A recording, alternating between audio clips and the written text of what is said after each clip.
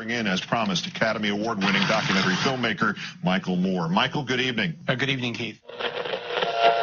Ladies and gentlemen, here is Rachel Maddow. Good evening, Rachel. Good evening, Keith.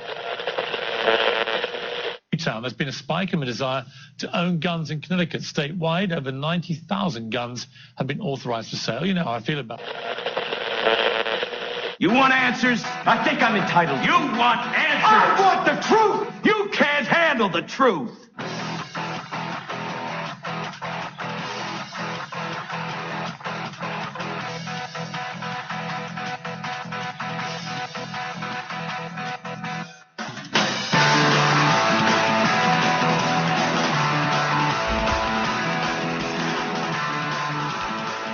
Good evening, my fellow patriots and Americans. It is Tuesday, November the 19th. Wow. What a day.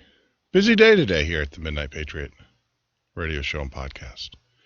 Had a lot of work to do today. Getting ready. We have our new hybrids in. We'll get those hooked up soon. So unfortunately, we won't have the 1-800 number. We still got to port that over. I'm learning all these technology terms. Learning all these telecommunication terms here.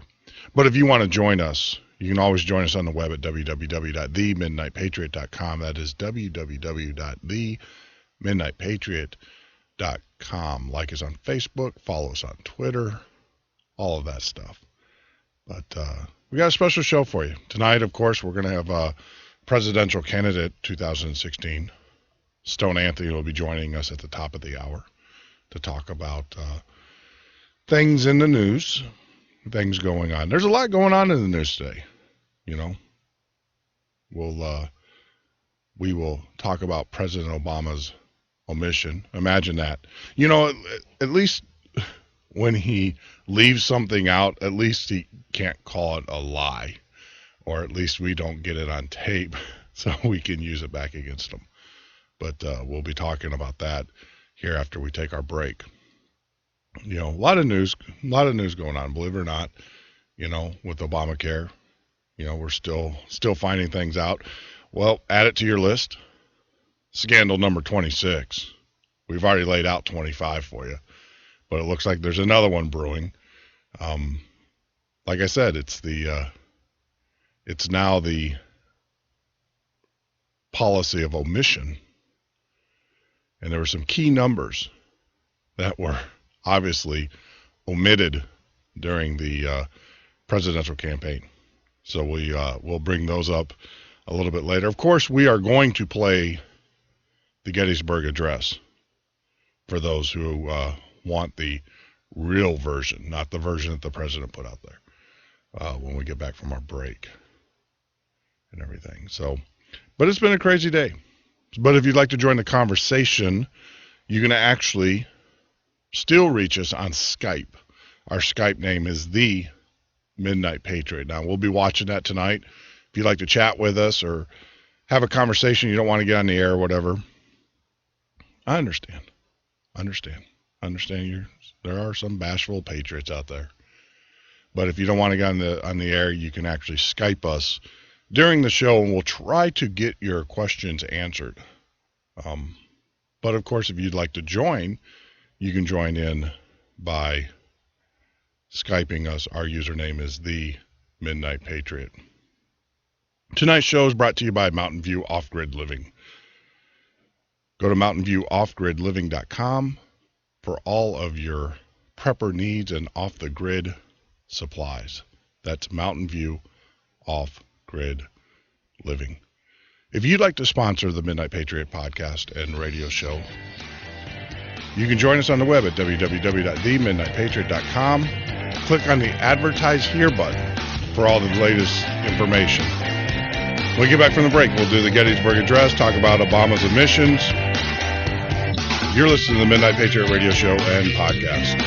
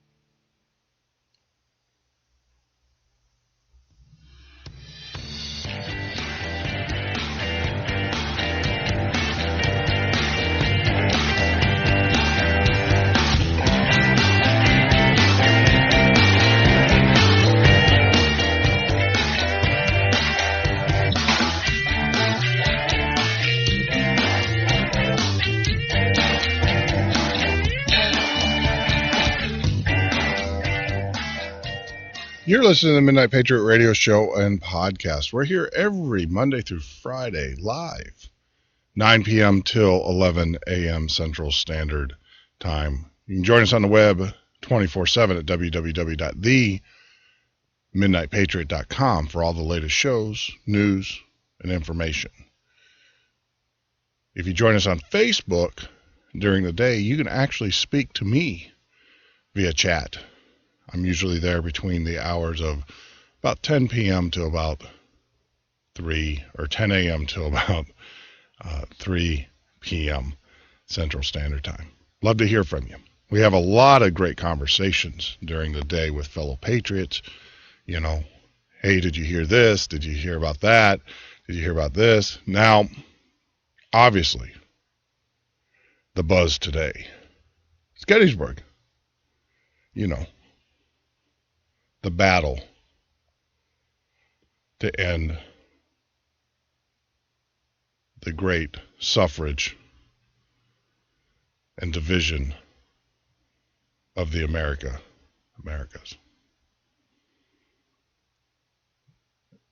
you know, that battle meant so much to this country. Some will say it's what actually brought the country back together. It was the speech in which Abraham Lincoln gave at that battle that personified why we as a country can no longer live apart. We needed to get our houses in order. It was a pivotal point in the Union. Some would say it was even as significant as the Revolutionary War.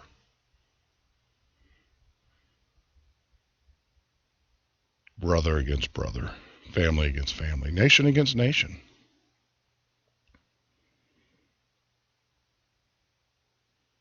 But what does our president do? Number one, he doesn't even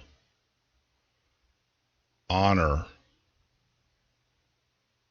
this country, this nation, the legacy of a great president in which they're always trying to invoke or to characterize himself against Abraham Lincoln. They will even go as far as naming buildings after President Lincoln and then calling him the Great Democrat. I don't know if you guys saw that. We talked about it last week.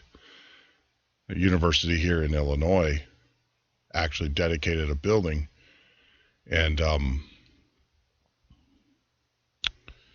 dedicated the building to President Abraham Lincoln, the Great Democrat. For those that don't know, those that, are not a study of history, Lincoln was not a Democrat. He was a Republican. But of course, if you tell a lie long enough, it'll become the truth. So it's amazing. So this president couldn't even honor that. Couldn't even honor the one president that he, I would say, plagiarizes his ideas, try to claim them as his own. No, he couldn't do it. Couldn't, and of course, because we all know that he's in the war room right now watching Obamacare. That's what they said. I doubt that. Because this president has no clue on how that technology works. It's obvious. He doesn't even know the numbers. Did you hear, came out and said 100 million people signed up for Obamacare. Doesn't even know the numbers. It's unbelievable. This president, we saw in his press conference when he stood up there and he, it's all on me. It's my fault. I told you that it would change. I just didn't expect it to change so quickly. Back to the finger pointing and, it's everybody else's fault. The numbers are coming out now. We spent well over $4.4 billion when you add up the cost of Obamacare. They could have given every man, woman, and child in America $10 million and still saved money. That's how ludicrous this is. So, of course, we want, the president, the president wants us to believe that he is driving the website, and he just couldn't make it to the Gettysburg Address. I think the real reason is, did you not see the reception he got when he went to basketball? Now, if you notice, he's spending a lot of times with his kids. He's a coward. Let me tell you why. That man, he is a coward. He went to the basketball game. I mean, how often do you actually truly see the President of the United States with his children? They even vacation in separate airplanes, you know. But the other night when he went to the basketball game, he had his kids. And he got an appropriate introduction. He got booed. The YouTube videos are out there. He got booed. I think the reason why he didn't go to the Gettysburg Address is because of the fact that he knows that he's not welcome. He's not welcome. Now, of course, there's always going to be the group that, you know, is going to cheer for him, going to root for him. But the vast majority of Americans don't like this president.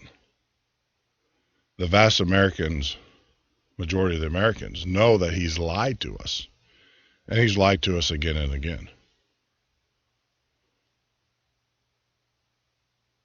And he'll continue to lie to us. I mean, it's pathological. And there's even more coming out. We'll get to that here in a little bit. Another scandal brewing for this administration.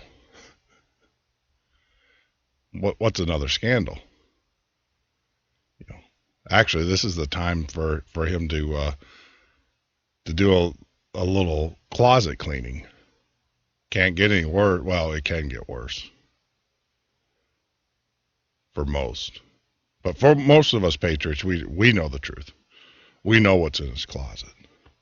We've seen the reports that mainstream media refuses to report or to publish. But we know the truth. We know the truth. So, with that, but of course, you know, the president's got to say something. He's got FaceTime. So he's got to do something on the Gettysburg Address. So what does he do? He gets up and recites the Gettysburg Address. But he leaves out one very important key component. And that's the line that this nation under God shall have a new birth of freedom. He leaves the God out. Now, you know, I know a lot of individuals out there argue the fact that he's Muslim. Well, Muslim has God, Allah, right? But he leaves God out. Now, a lot of the libtards out there will argue, well, there's several versions of the Gettysburg Address. And they're correct. There are. Because the original version of the Gettysburg Address was written on both sides of a piece of paper. And it wasn't transferable or wasn't salvageable. But the copy that is typically used and recited and in textbooks and actually on the Lincoln Memorial is the Bliss copy.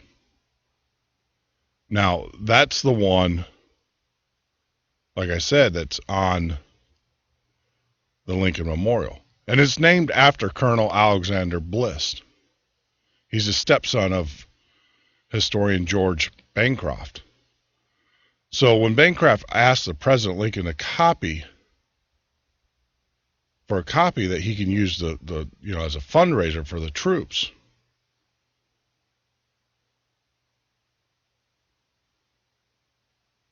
he wanted a copy of it.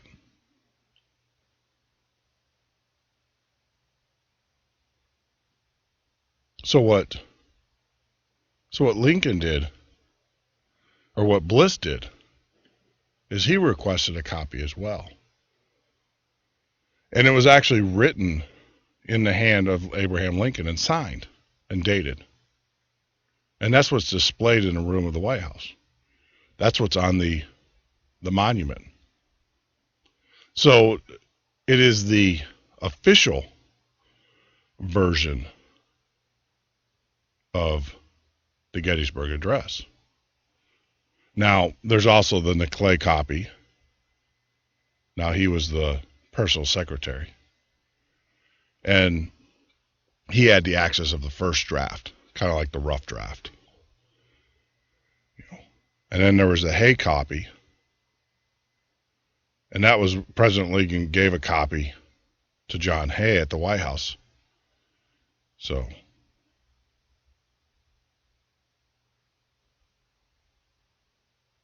he gave a copy to Hay as well. And then there's the Everett copy. And he was the chief speaker at the Gettysburg Cemetery dedication. And then, he was impressed by Lincoln's remark and wrote to him the next day asking if he'd get a copy of it. So he got a copy as well. And then, of course, the Bancroft copy, the historical copy. And that was a copy that was actually used to raise money for the troops. But the thing is the Bancroft copy, as well as the original copy, or the one that's the Bliss copy, also the Everett copy,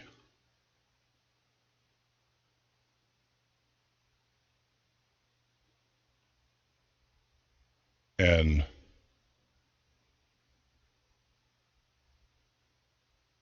had one nation under God. But like I said, it's the original, or the copy that we historically follow, that has one nation under God. So it's pretty interesting. It's interesting that President Lincoln, in his greatest work or authorship, really didn't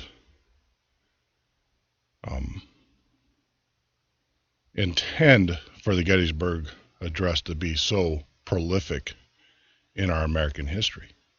But that just goes to show you, he wrote it as a piece to unite the country, not as a piece to propel his standard or his statue in the American psyche. He wrote it for the people. And so thus he didn't really need to, archive it or keep a copy. He didn't think about it. He just wrote it. He just wrote it, not thinking how important it would be to this country. But like I said, so the libtards out there are going to say, well, there's copies that don't have, nation under God. Well, that's true. But the copy that the president signed, the copy that is on the walls of the Lincoln Memorial, the copy that's taught to everybody in grade school, the Bliss copy, which had the words, of course, under God, which, when presidents recite the Gettysburg Address, they use this, except for this president. This president. So for those who have not heard the Gettysburg Address, because I know there's a lot out there, we talk about it. When we get back from the break, here at the Midnight Patriot, we will play that for you in its entirety. In its entirety. Also, at the top of the hour, Stone Anthony will be joining us. It's just amazing. Sometimes they say it's not what they say, it's what they do. And we've said that this president has a constant attack upon our Christian values as a nation. And a lot will argue that the fact that, well, he's a Muslim, that's why. Nah, I don't argue that. I will argue the fact, though, that he is a communist. He is a communist. He's a socialist. He believes from taking from those and giving redistribution of wealth. It's in his manifesto. It's in his core beliefs. He learned that on the streets of Chicago as a community organizer, studying the works of those like Saul Alinsky and his mentors who are known communists, also mentors who are known terrorists, members of the Weathermen. So it is because of that, I believe, he omitted the words under God. Because in the communist state, as Jake Danishevsky, an author who's been on the show in many cases, talks about his upbringing in the Soviet Union, he will tell you that the communists need to be the central point of their political system, not God. Because with God, there's always hope. And with hope, there's no need for government or control. So that's why I believe this president wages war on our core Christian values and refuses to acknowledge Jesus Christ and God. When we get back, we'll play the Gettysburg Address in its full entirety, the Bliss, the official version. And at the top of the hour, we'll have presidential candidate Stone Anthony joining us to talk about current news and events. You're listening to the Midnight Patriot Radio Show and podcast. Join us on the web at www. They say that the stock market's gonna crash. They say that every single one of us is gonna let down while they walk across our back. But I'ma stand up. I'm gonna put my fists in the air. No, I don't wanna have to bring my guns, but I'll be ready if it goes there. But you can let down if you wanna. You can run away if you wanna. You can pretend that this is totally okay if you wanna. You can play it dead if you wanna. Care what they said if you wanna. Turn your back on the country, me and you right now. But I don't wanna. So let's stand up, put our fists in the air. No, we don't wanna have to bring our guns, but we'll be ready if it goes there. 'Cause we're the epitome of what's left of the USA. We're hardworking, honest, and we make our money the good old-fashioned way. But you can lay it down if you wanna. You can run away if you wanna. You can pretend that this is totally okay if you wanna. You can play it dead if you wanna. Forget what they said if you wanna. Turn your back on the country, me and you right now. But I don't wanna.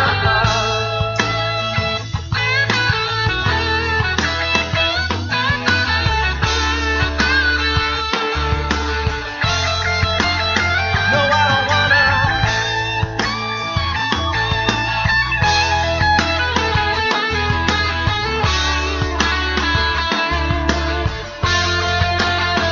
Well, let's say that the country's fine. With a little hard work and prayer, we can get her back on her feet. 'Cause I believe she belongs there. So let's stand her up and brush off the dirt and dust. A Lady Liberty needs our help from every single one of us. But you can lay it down if you wanna. You can run away if you wanna. You can pretend that tyranny is totally okay if you wanna. You can play it dead if you wanna. Forget what they said if you wanna. Turn your back on the country, me and you right now. But I don't wanna.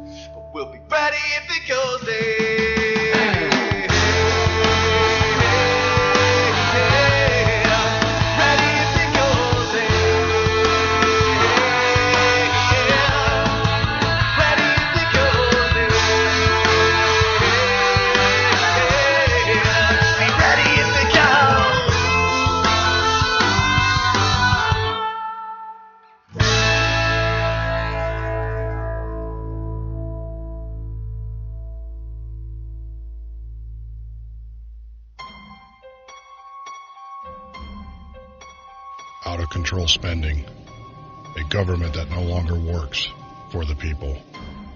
Had enough? Then vote for Stone Anthony for president. Replace politicians with a citizen statesman. www.stoneanthony2016.com. America, welcome home the brave. The brave men and women who serve their country are coming home. Home to their cities and towns. Home to their mountains and valleys. Home to their families and friends. Home to America. Some of these warriors are coming home with wounds you can see, and some with wounds you can't see, like post-traumatic stress disorder. Wounded Warrior Project was created to provide the support these wounded veterans need to ensure their return to America is well-adjusted and successful. But we need your help to ensure that our mission is a success. Help us honor and empower these wounded warriors. Contact us at findwwp.org.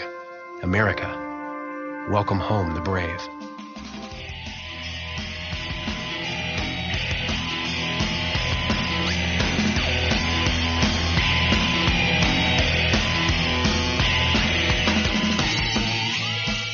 You're listening to the Midnight Patriot radio show and podcast. I'm your host, Jeff Norton. You can join us on the web Monday through Friday, actually on the web 24/7 at www.themidnightpatriot.com. You can join us here live every night, every evening. I don't know what it is. It's kind of a weird night. It must be a full moon. Or maybe all the meteorites that are flying over Russia doing something. Got us all loopy here. But I don't know if you guys heard about that. Yeah, there's another meteorite that lit up the skies of Russia. I don't know what it is about Russia. About the, and their meteorites. But yes, you can join us here live every Monday through Friday, 9 p.m. to 12 a.m. Central Standard Time. If you'd like to get involved, you can call in. Our 1-800 number's down. We do have our new hybrid in.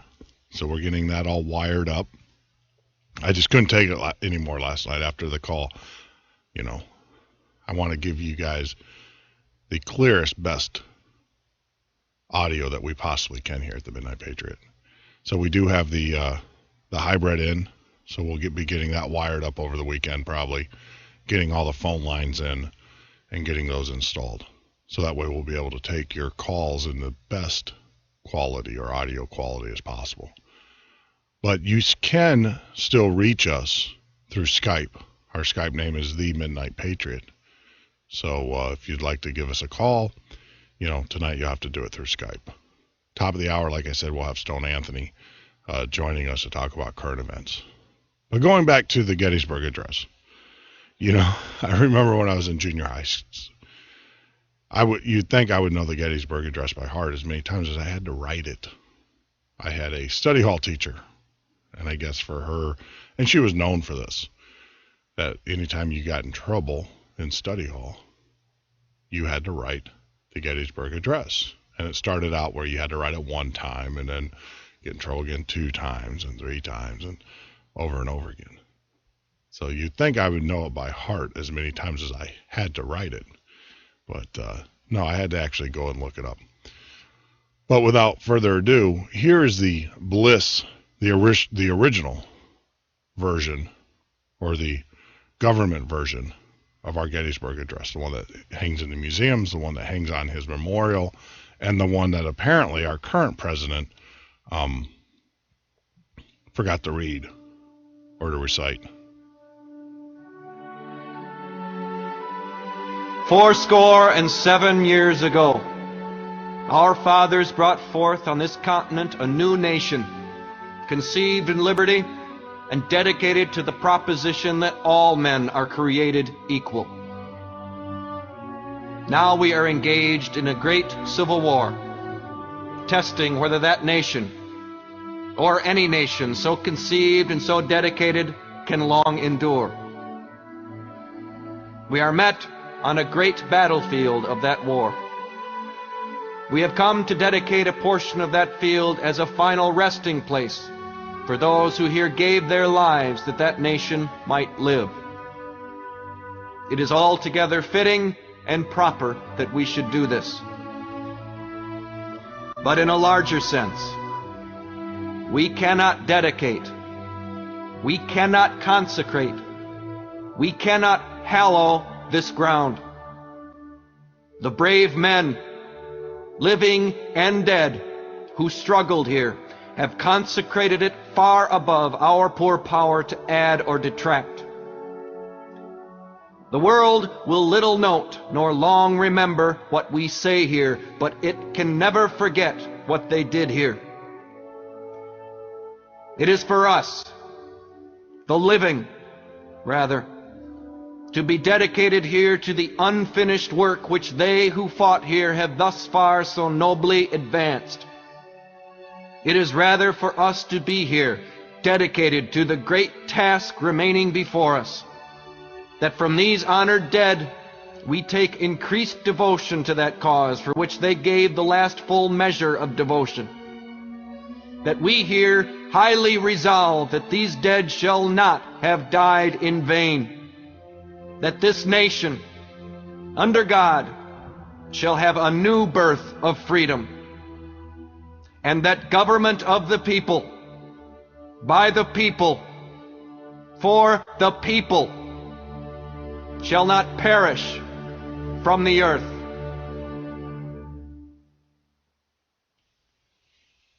Incredible. You know, as I sat there and listened, I don't know if you guys picked up on it. Maybe the other reason, seriously, maybe the other reason why he couldn't do that speech in public was because of the ending. Not only the God, but also the government for the people, by the people. Maybe he couldn't look us straight in the eye and say those words to a live audience. It's one thing, you know, you can do it to a camera, to an inanimate object, off a teleprompter. But to actually speak those words to a nation live, with the eyes of the nation staring back at you, knowing that your government is no longer a government for the people, by the people, but a government of the ruling class and the serfdoms.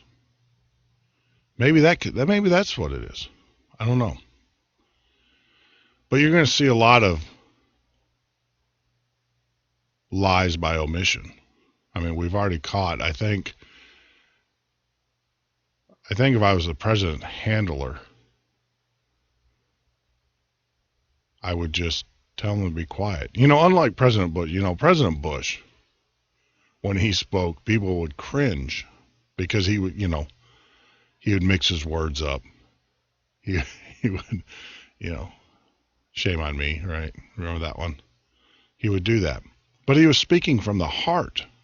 And when you speak from the heart, I do it all the time on the show. I get my words mixed up because it's not scripted. There are no scripts in this studio. None. We tried it. It just doesn't work. It doesn't flow. It doesn't feel like I'm having a conversation with you. It doesn't feel like we're communicating. And so sometimes words get mixed up. I know. I do it pretty much every night. And so a lot of people would criticize President Bush because he would mix his words. But this president knows exactly what he's saying. His words are very well orchestrated by his handlers. Everything he does is orchestrated.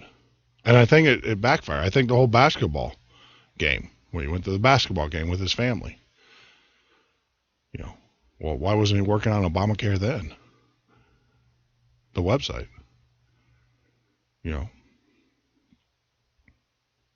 No.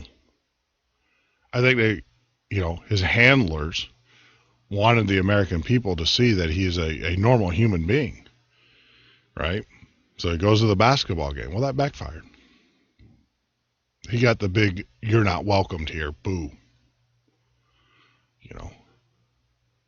I don't think you're going to be seeing this president out in public that much, unless, of course, he is on a campaign trail or donors. But even then, we're finding out, California, this president is not bringing in the donor money.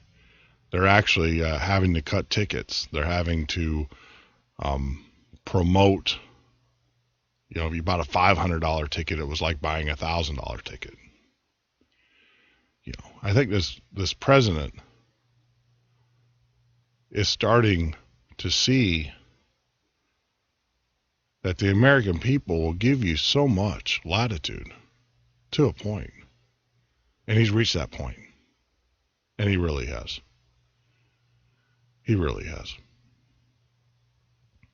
Now, we talk about this is going to be the presidency of lies and omission. It just came out yesterday. I didn't report on it yesterday because we were so busy talking with callers. But it did come out, and we were going to talk about it. During the 2012 campaign, it has now been discovered that this administration purposely left some key numbers out of the unemployment numbers, so that the president unemployment numbers would look better than they actually truly were. Now, even the numbers, 7.8 to 8.1, let's be truthful. Those numbers are even skewed, right?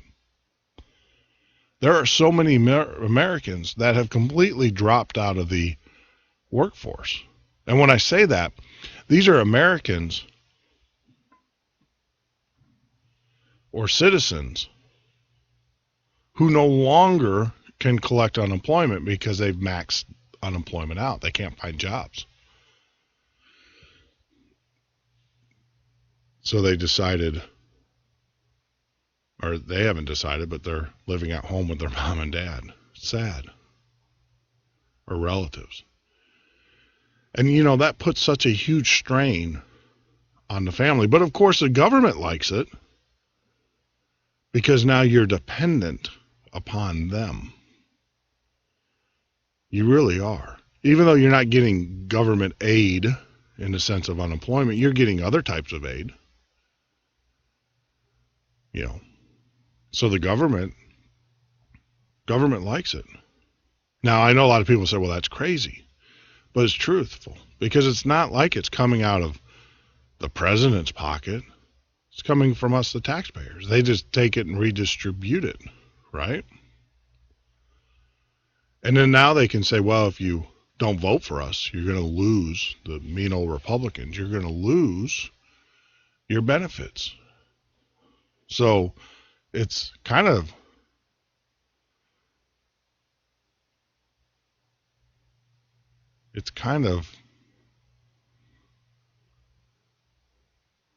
anecdotal in a sense, because this government has no interest in getting you back to work.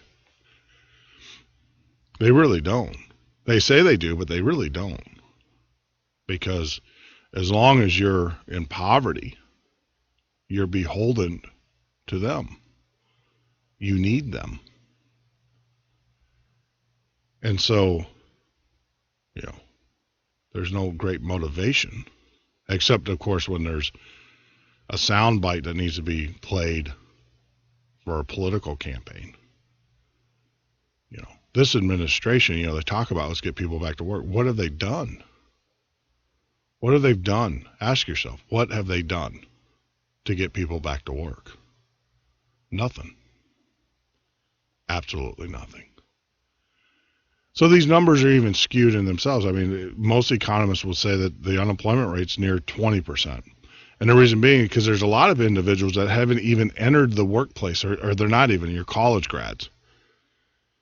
College students coming out of college who can't get jobs, who can't even enter the workplace. Or when they do get jobs, they're getting jobs that pay far less than they would have if they joined their profession. You got kids coming out of school, with law degrees, business degrees, finance degrees, biology, chemistry, technology, and they're working at Starbucks, McDonald's, the box stores. So they're underemployed.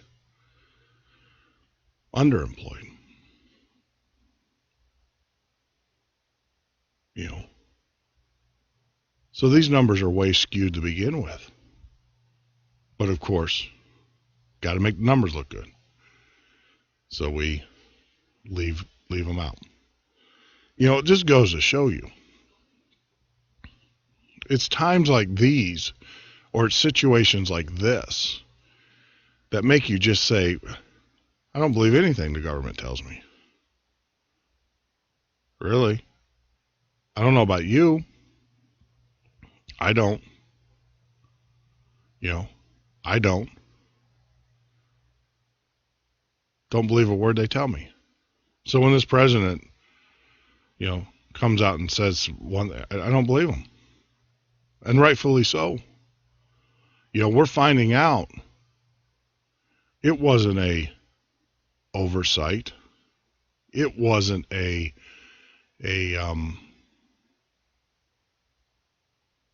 trick of the numbers that we just didn't catch. This administration was told back in the spring, in the summer, of the effects of Obamacare. But they continued on, which goes to make me believe that the true intent is to destroy healthcare as we know it. See, the problem, this is what I think, is that the government realized that they cannot continue to offer health care, especially the baby boomers. They couldn't do it. And the current system, Medicare, Medicaid system, was way underfunded. It was, pillaged to pay for all the other stuff that this government offers. It was pillaged from those who were getting benefits illegally, but under the guise of the government. They knew what was going on. No big secret. But they allowed it to happen because those are voters. Those are people that vote. So the government allowed it to happen. So they needed a way of funding health care because they know that the baby boomers are going to demand their health care. And so the only way that they could do it was either A, through a tax, or B, through another system, which they actually argued was a tax at the end. And to get the American, us, the taxpayers, to pay for health care for everybody else. But the problem is now it's backfiring. Now it doesn't work. Because they don't have the numbers. They don't have the young people, the healthy people putting into the system to feed their Ponzi scheme. And it's a Ponzi scheme by definition. I think we've had federal prosecutors on the show that have clearly said that if this administration or if this website was a privately owned website, it would be shut down by the Trade Commission.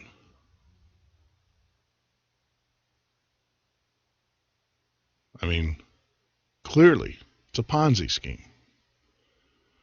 And the only way it's going to work is if people continually pump money in so they can take money out. It's a Ponzi scheme by definition. It's a government-sanctioned Ponzi scheme. So this administration, of course, has got to lie to keep it going. Because, like all Ponzi schemes, that's how it works. Ask Murdoch. Right? But this administration has been lying to us. They've known that. It's not, it's an administration of lies and omissions. Now we're finding out they're skewing the employment numbers. I'm wondering if they now are skewing the actual numbers in income tax that they collect. Now, we did know that they held the debt in check, not in check, but froze it for over 100 days. So this is an administration of lies and omission. So now, not only do we need to start looking at the bold-faced lies that they tell us, now we got to try to figure out what they're not telling us. And some of the things that they're not telling us that we are finding out is the fact that they are putting in pods, security pods, in transportation. Now they're doing it in the airports, but trust me, they'll be doing it in the subways. They'll be doing it in government buildings. These are pods that you walk into in which your identity is checked. And then, of course, if you have a warrant or if you didn't pay your taxes or didn't pay your Obamacare or for whatever reason, you stay there until the man comes and gets you, right? Whatever happened to illegal search and seizure and privacy amongst my body, right? Whatever happened to that? Now, we'll get into that in the third hour, but we're going to take a small break. When we get back, Stone Anthony will be joining us to talk about current events, news, what's going on in his campaign, and all sorts of things. Who knows? If you guys listen to the show on a regular basis, Stone and I usually get into some pretty crazy topics here at the Midnight Patriot. But you can join us on the web at www.themidnightpatriot.com. That is www.themidnightpatriot.com. Join us on Facebook. Follow us on Twitter. Talk to us during the day. Chat with us. We'll try to get your topic, try to answer your questions on the air. But you're listening to the Midnight Patriot Radio Show and Podcast. I'm your host, Jeff Norton.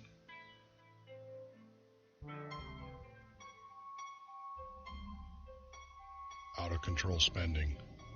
A government that no longer works for the people. Had enough? Then vote for Stone Anthony for president. Replace politicians with a citizen statesman. www.stoneanthony2016.com.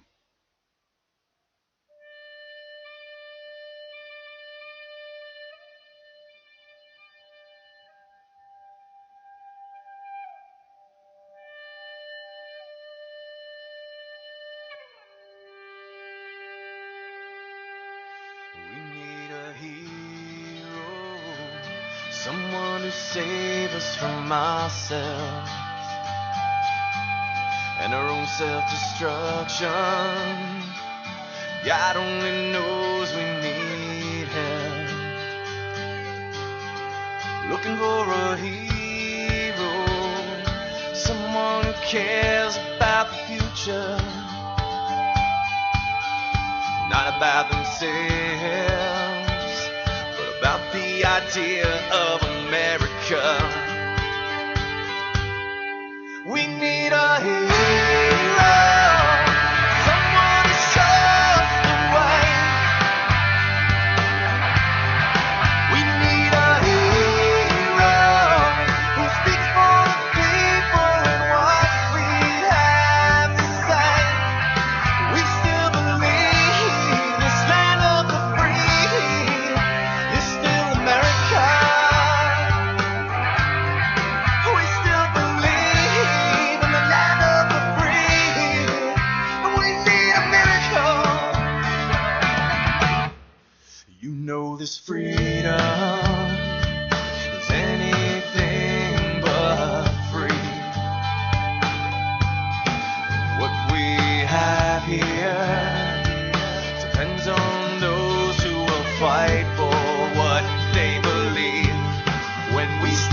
together, there's nothing that we can't achieve.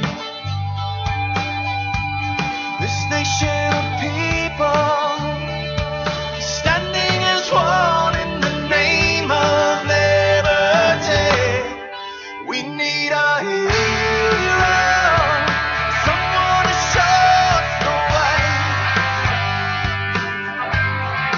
We need a hero who speaks for the people and what we have to say. We still believe this land of the free is still America. We still believe in the land of the free, and we need a miracle. We need a miracle. We need a miracle.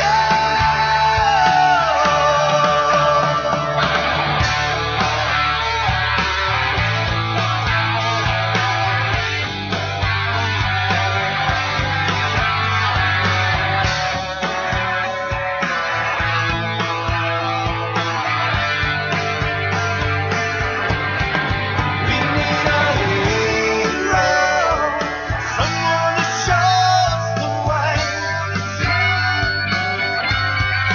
We need a hero who speaks for the people and what we have to say. We need a hero today. We need a hero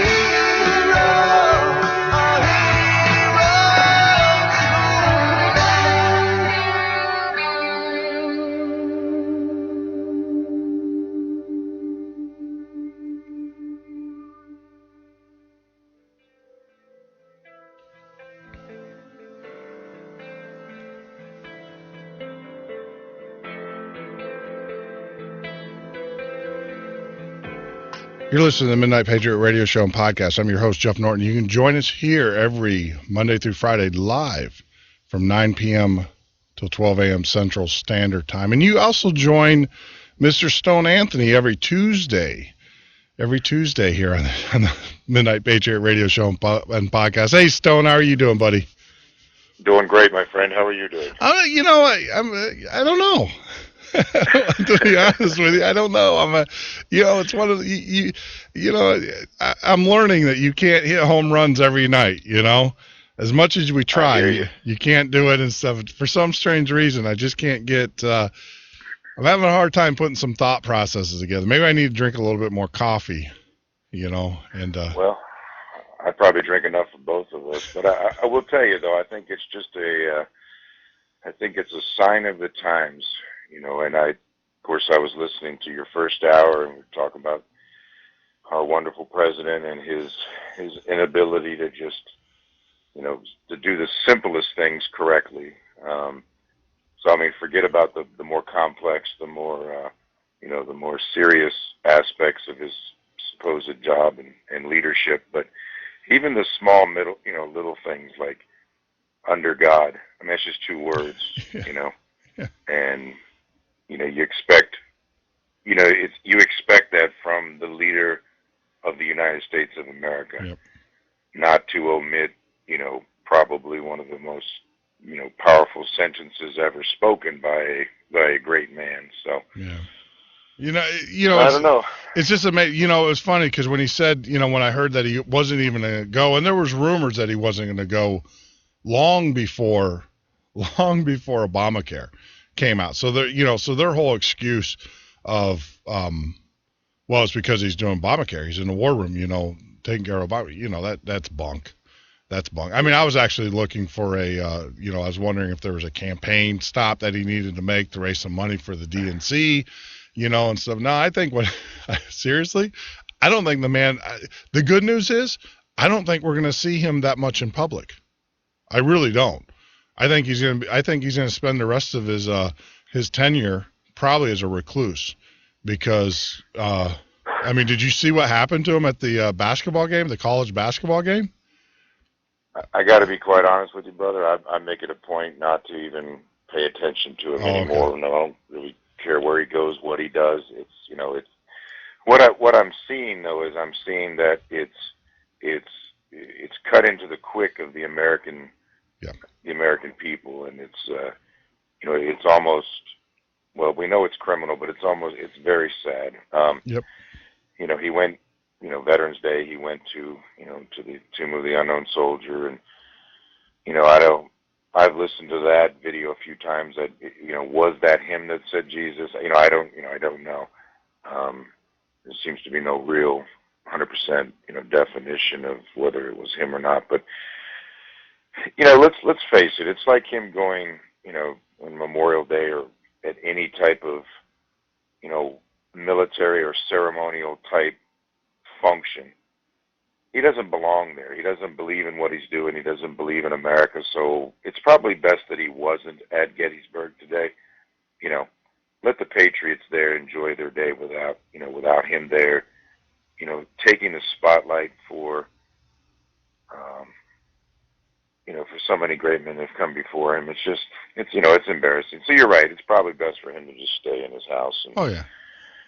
And not even come out, you know, into public anymore. But, you know, he will, of course. And of course. He'll be apologizing. Yeah, he'll be apologizing, but at the same time, he'll be hatching his next scheme or whatever. Right. Well, the next scheme we all know is immigration reform, which is a nice way to put it. But, you know me, brother. I'm always trying to speak to your audience, and I'm just, you know, I'm trying to get them to focus, you know, on the idea that he is our president. He you know, he was elected. The impeachment process would take longer than he's got left in office. And I think that, you know, the American patriot right now would be better suited to gear up, train for the battle that's going to take place in November of 2016. Mm-hmm. In other words,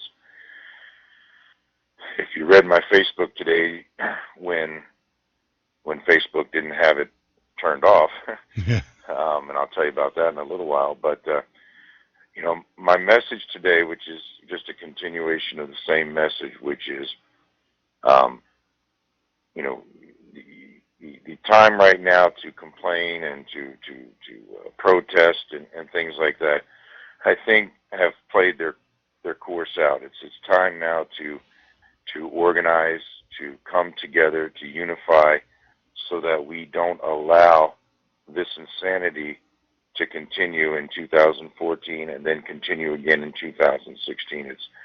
It's so important for people to stay focused on what is important, and to me, Barack Hussein Obama is about as unimportant as a human being can be.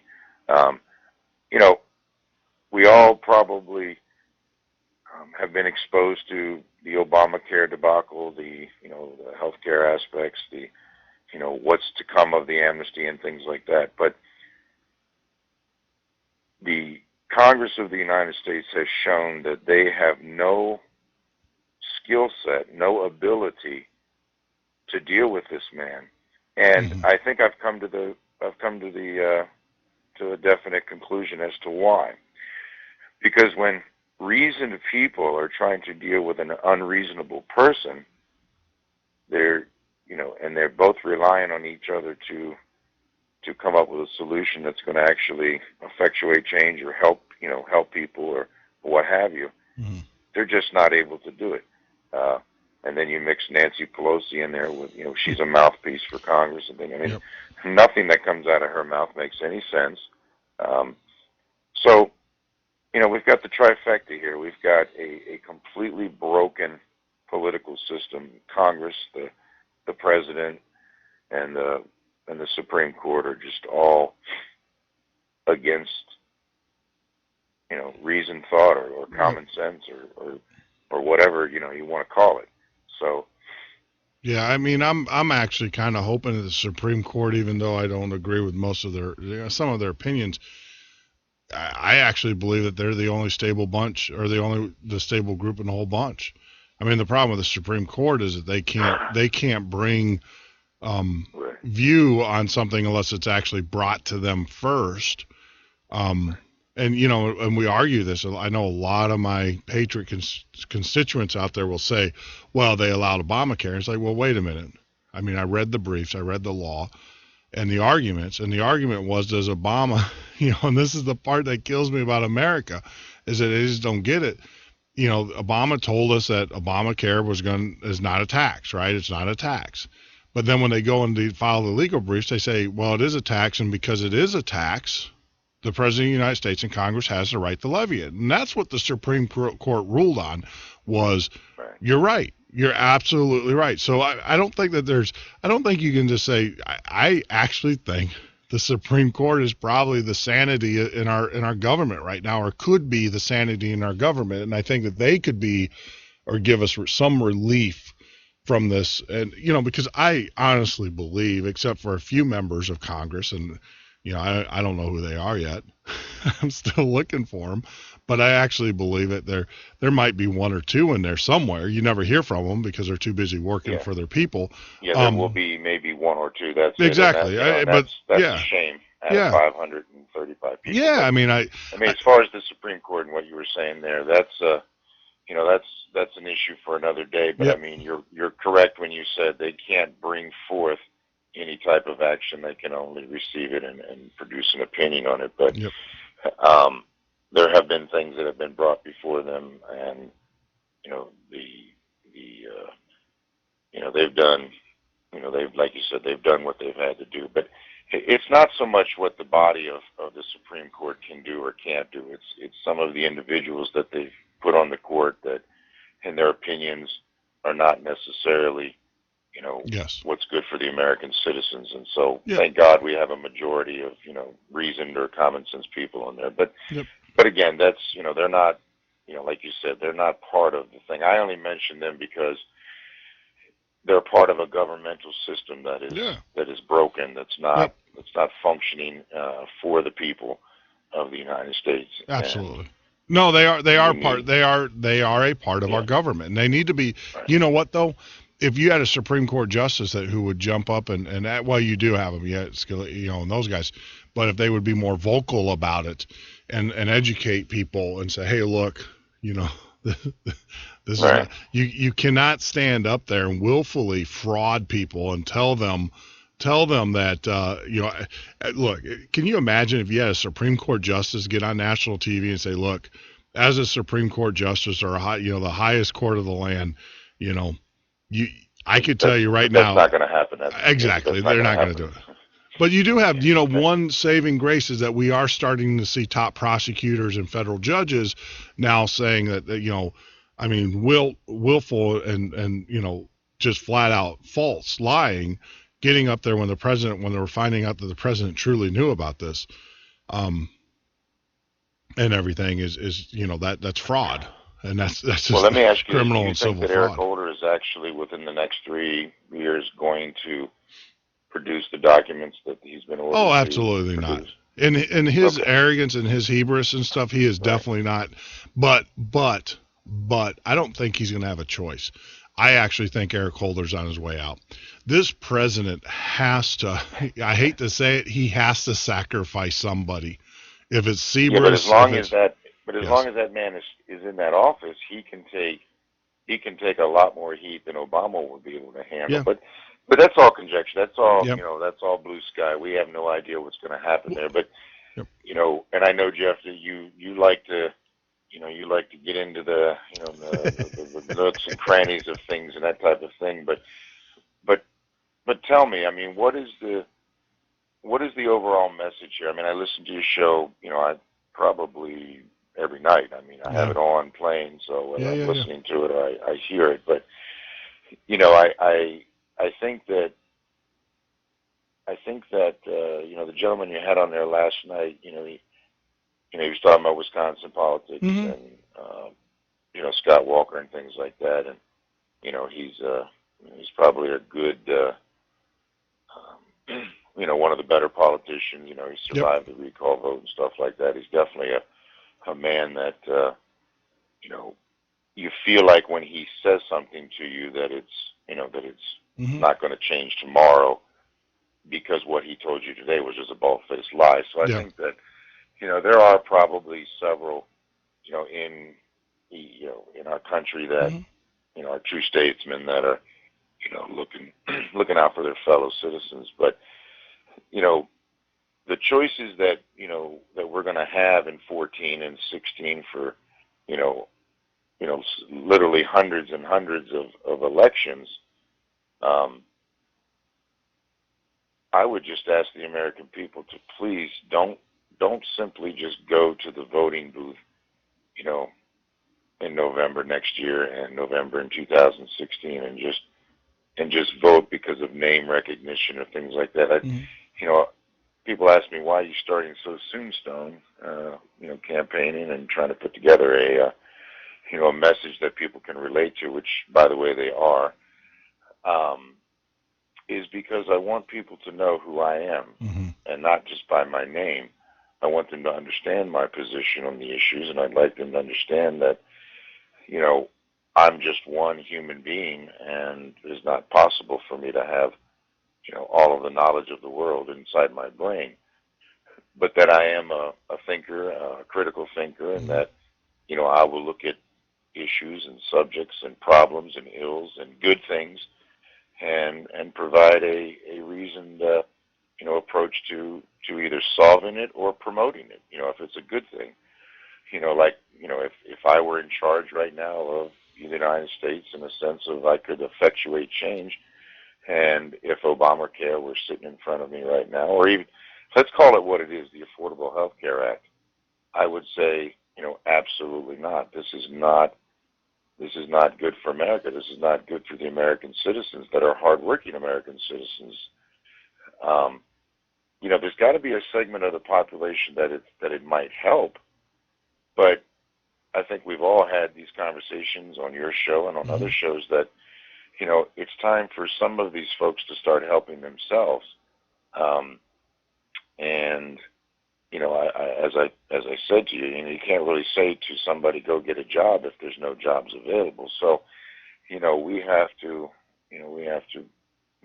implement, my number one priority, which is manufacturing and jobs in this country. We've got to bring those back. Well, we actually talked about that right before you came on the air, is the fact that, the numbers are vastly underreported, right, because, you got people that have college degrees that are working at McDonald's because they can't get a real job, but they're not part of that unemployment number because they are technically working, but they're not working in what they're trained in. And, and who knows? And I've always said this. What you said last night, I'm going to move everybody that doesn't have a job in America. I'm going to move them to Wisconsin because apparently you guys have all the jobs there. We do have jobs. Us in Texas. Right. No, let's we do it. No, I will tell you, Wisconsin is incredible. Now, if you want a job, now we have a vast majority, and this is the thing that's frustrating us here, is that we do have a vast majority of people here who are underemployed as well, because we did lose a lot of manufacturing jobs. They are coming back. They can shut a factory down in a month, and it takes several years to rebuild another one. So, that's what we're seeing, is that the factories are coming back, and they are building them, but it takes, a while for them to get there. But let's talk about manufacturing, what it actually means in America today. And Jeff, agree, disagree, jump in, whatever, but you mentioned, you got Caterpillar, you got Case, and New Holland, maybe some others that are doing manufacturing there in Wisconsin, correct? Yes. Yeah. Okay. My only question for you is this: are these assembly plants, or are they actually making machines, parts? These they're. Let me finish. Are the actual manufacturing of the parts for these items made somewhere else, brought here, and then assembled, or are they soup to nuts? No, there. No, I can tell you right here, because we have the mining and everything that's here already, the iron ore and stuff. No, and these heavy industrial machining and stuff. And that's what's great about Wisconsin. And is the fact that they are manufactured. Of course you do bring some parts in and stuff like that, but heavy industrial machinery is found. I can go to Racine right now, and you got Johnson, you got Twin Disc, you got Holland, and I can walk into several different machine shops around the factories and literally see them on CNC machines cutting gears and doing profiling and grinding and stuff. So that's yeah. So the answer is yes. Yeah. They do. They make okay. Yeah. Now you're old enough, as you're probably about the same age as I am, and we look back 30, 40 years. One of the things that made Detroit and the automotive industry such a jobs producing industry was because not only did they assemble the cars in Detroit, but the parts were made at little shops or big factories all throughout the United States. Yeah. Okay. And when General Motors shut down or went on strike or something like that, remember that in the 80s when GM went on strike? Well, it didn't only affect the workers there in Detroit, but I mean it put hundreds of thousands of workers across the United States. Oh yeah, transportation. Oh yeah. Yeah. Now they don't strike in China or Taiwan or places like that, so we haven't had an automotive strike in how many years? Well, yeah. I mean, I can't. To be honest with you, I can't remember the last one. I remember. The last one I remember is because my grandparents were on the picket line, and they worked for the company that made the batteries for the cars, and I remember that as a kid. I don't want to say some. So we're looking at early to mid to late 70s, 80s, yeah, mid 80s, yeah. But what I'm trying to do is I'm trying to paint a picture for the future. Is that when you make something in this country, like they're doing in Wisconsin, like you said with Caterpillar or what have you, whatever, circuitry or things like that, besides the heavy, steel that goes into it, I'd be curious to know if those things are made here in the U.S. or if they're made, somewhere else and brought in. Mm-hmm.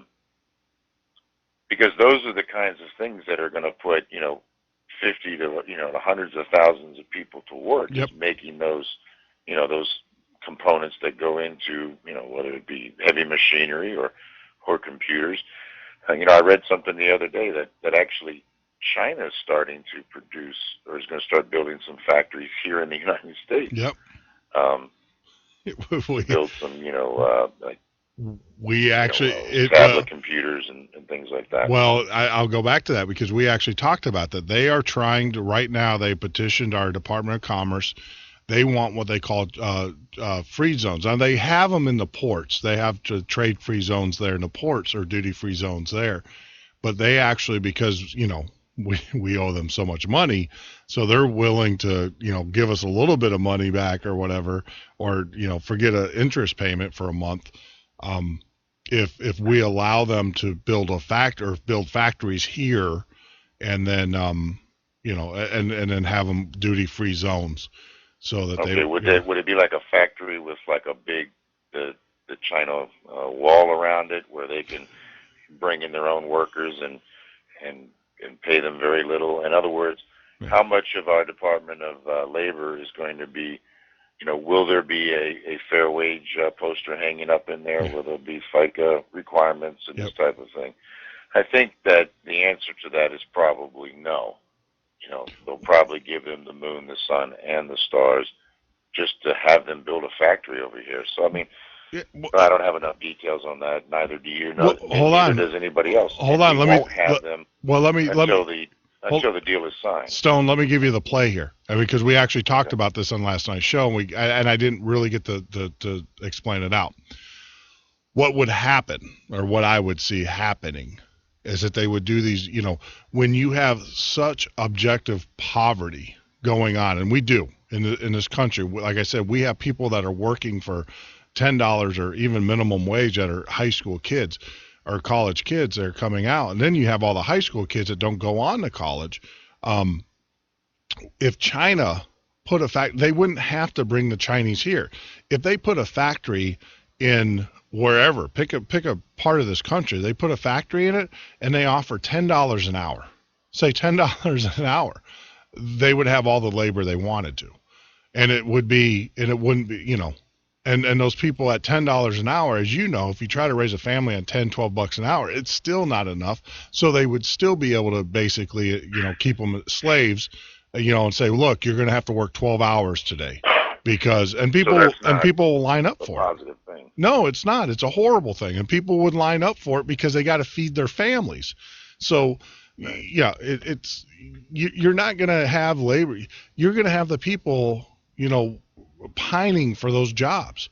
I mean, I remember Nissan, great example. Nissan moved into Middle Tennessee. They were paying, now this was back in the 80s, the mid 80s. They were paying $10 an hour.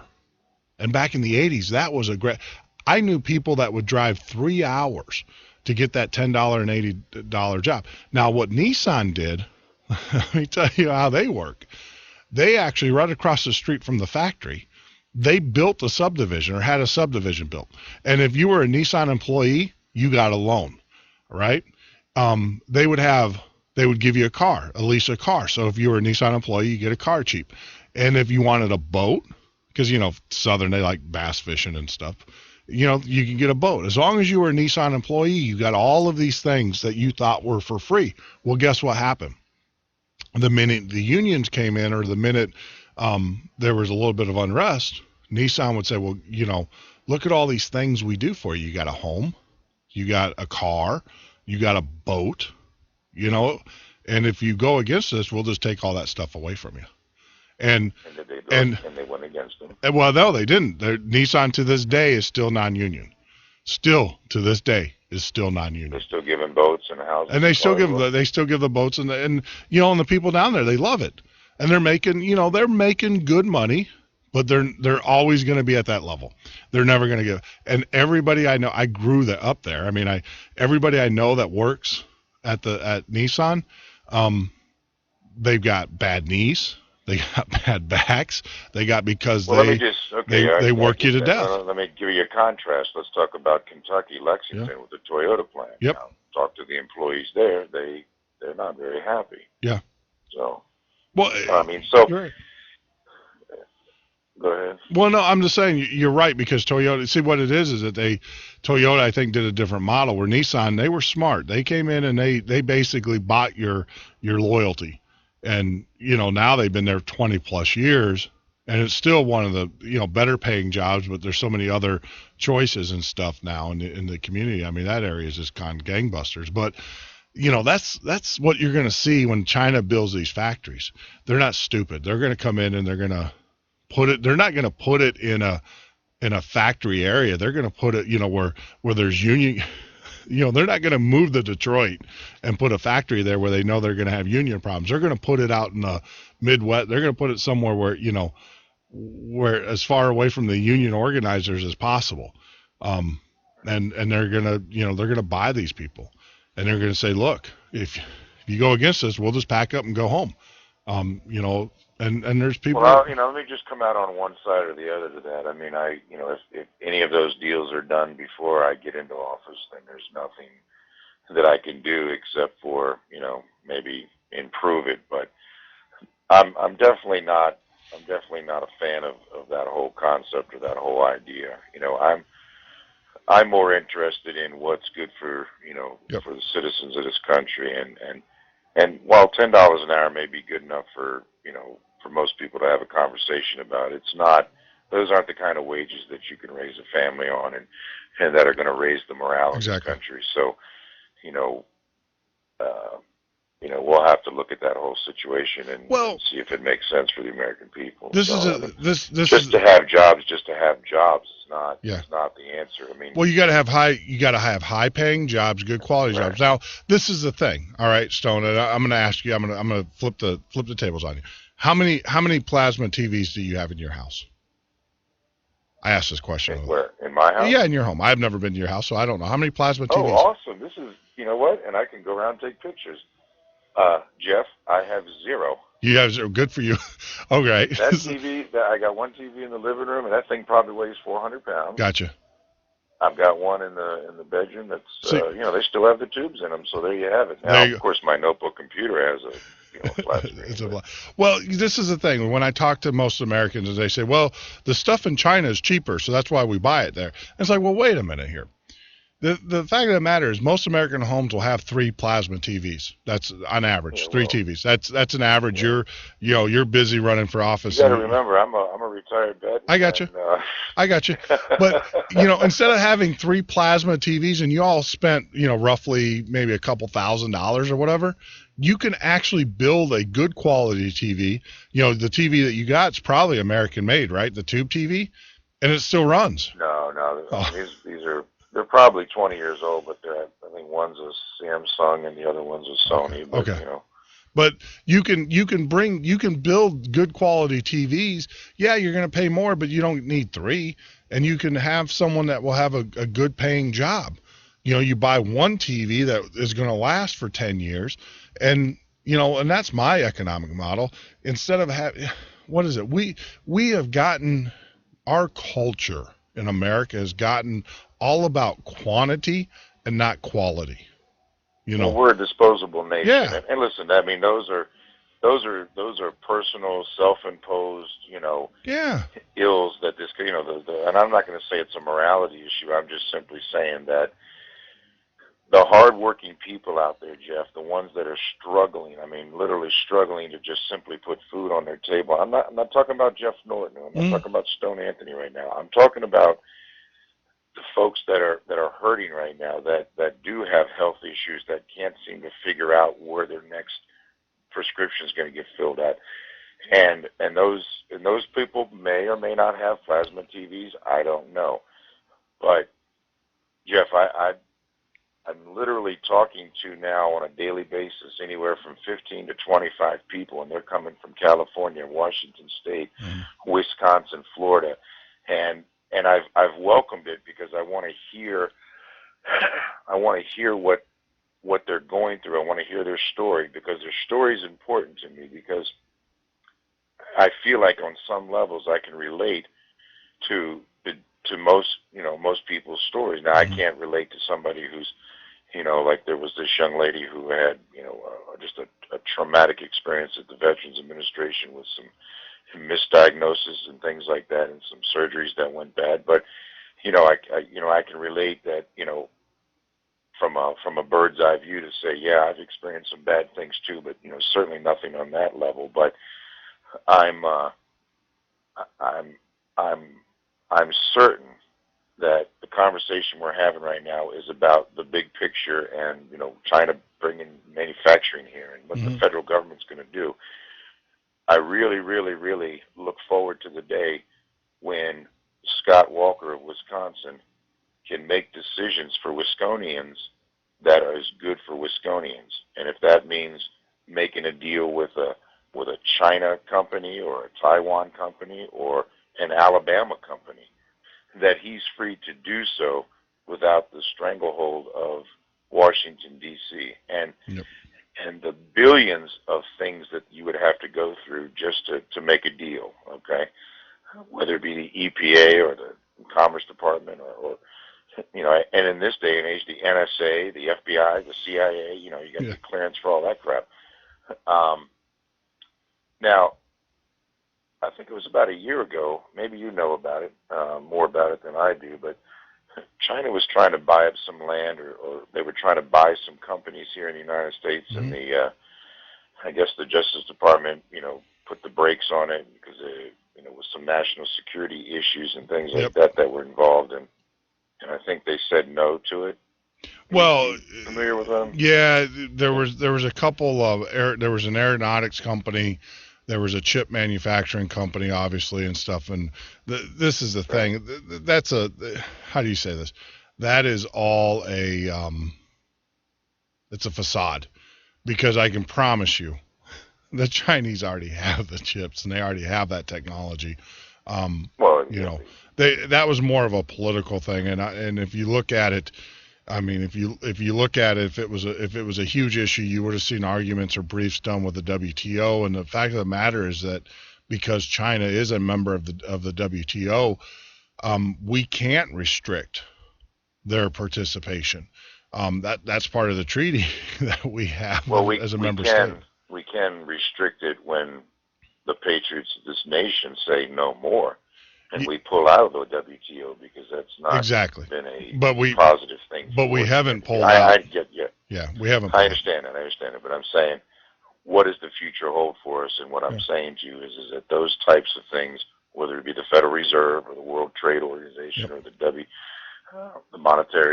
International Monetary Fund and things like that, we will be taking a look at every one of those issues and saying, is it good for the American, people? What kills me and what really upsets me about the politicians. All right, you go to China, and you look at how many products that the Chinese economy builds, and you look at how many of that comes back to the United States. America could build its own products, and companies would make more than enough money. It's a greed thing. I mean, it's pure and simple. It's greed. Right. They just want to, they want to make 3 cents more, and so they take it to China. And I hope when you become president, the first thing you say is like, all right, you can make your stuff in China, but when it comes, you're gonna adhere to our trade policies. And absolutely, knock your socks off. We're not going to tell you. Works, absolutely. Yeah, but you're going to pay the trades. And by the way, China, when you're undervaluing your yuan against us or your yuan against us, we're going to adjust it on the docks. When your product hits our docks, we're going to adjust it right there. Or guess what? Absolutely. It's going to get pushed right back into the ocean. And well, let's do this. Before you really beat the drums on that idea, you have to understand that the American people have got to understand that things are going to be, very different at that point. Yeah. Okay. Because once you start doing that, okay, then our products that we might want to sell to the rest of the world, it's going to be a chip for chip kind of situation. So, listen, my friend, the idea of bringing, like you said, high-paying jobs, quality jobs back to the United States is only going to happen if we start rebuilding our manufacturing plants here and owned by American companies. In other words, Jeff, the simple solution or the way that I'm looking at it is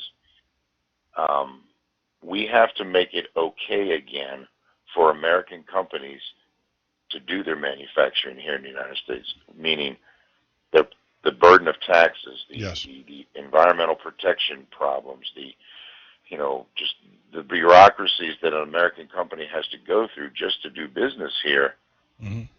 I almost can't blame them for wanting to go somewhere else. I mean, as soon as they open that gate, boy, you heard the sucking sound, didn't you? Yeah, they couldn't get out of here fast. We have one of the highest corporate tax rates in the world, and that's got to be addressed right off the bat.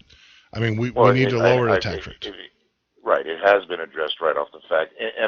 And keep in mind now, my friend, that all I can do is present to Congress for their consideration. So, my flat tax ban is not gonna happen overnight. But when you look at the numbers, there's absolutely no reason why a flat tax in this country can't work. And all of my constituents that I'm talking to and supporters have gone on the website and made their comments. They think 9% is not enough. I mean, isn't that amazing? Yeah. They think it should be 20%. In other words, everybody should pay 20%. And, when I talk to them individually and I say to them, hey, let's do this. Before we decide on what percentage it's going to be, why don't we find out what it actually costs to run the government? And if it only costs 9%, then why don't we do 9%?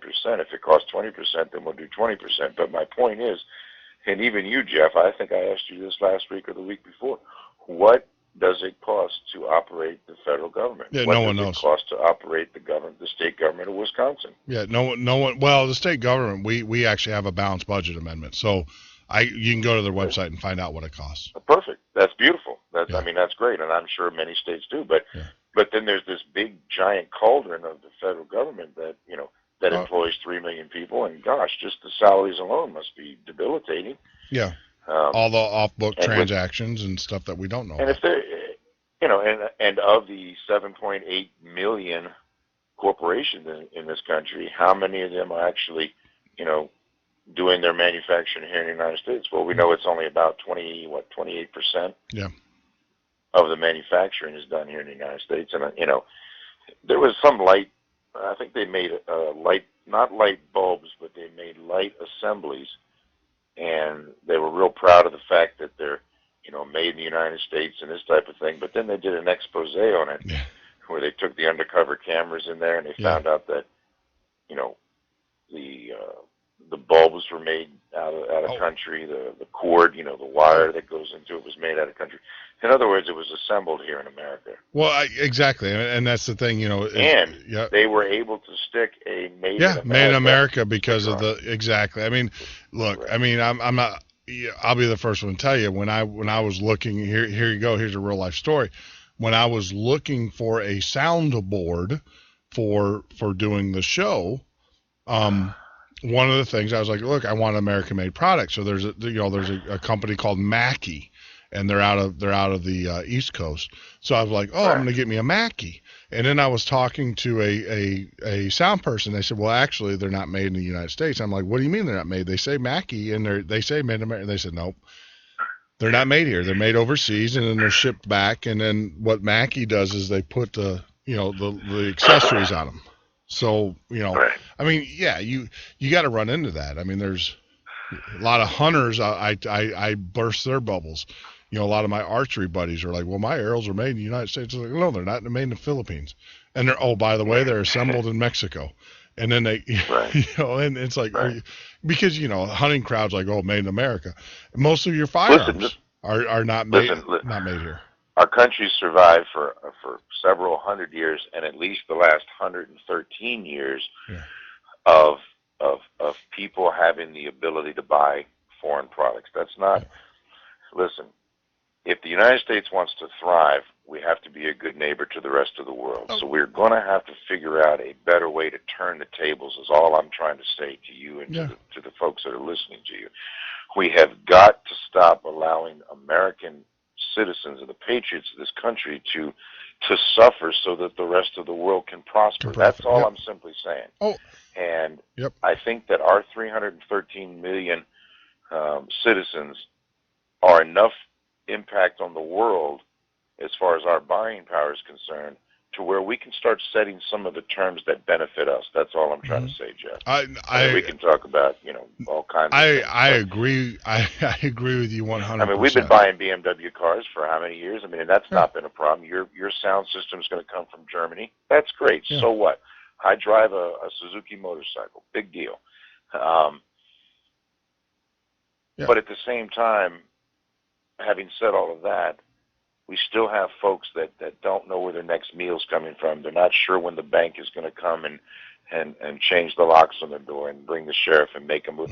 I mean, I'm just saying, to the tune of a 50 to 100 million people are in dire straits right now. That's a lot of people for the most powerful nation on the planet. Yeah.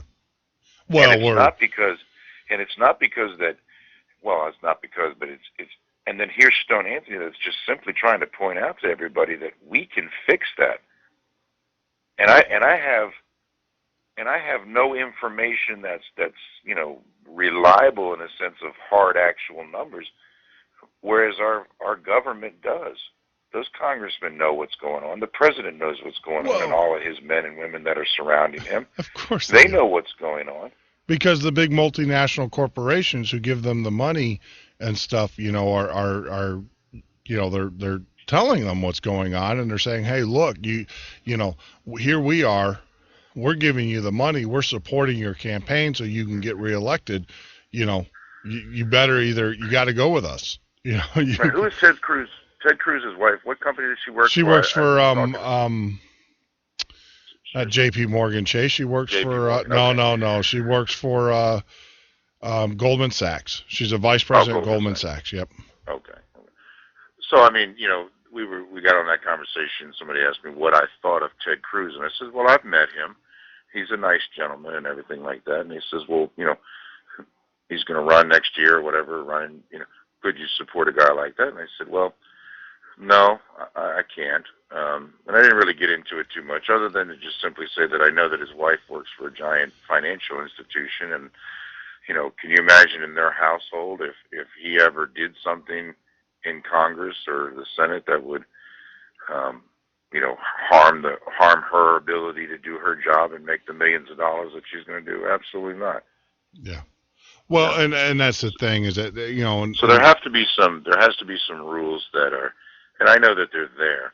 I'm just sure that they just need to be dusted off, and we need to take a hard look at it. And I want to kind of go back a minute to the Supreme Court thing that we were talking about earlier. And since you mentioned what you mentioned, it's kind of been bouncing around in my head. I just wanted to get it out of my head, which was, and this is hypothetical, of course, but would be really cool if Justice Stevens were to,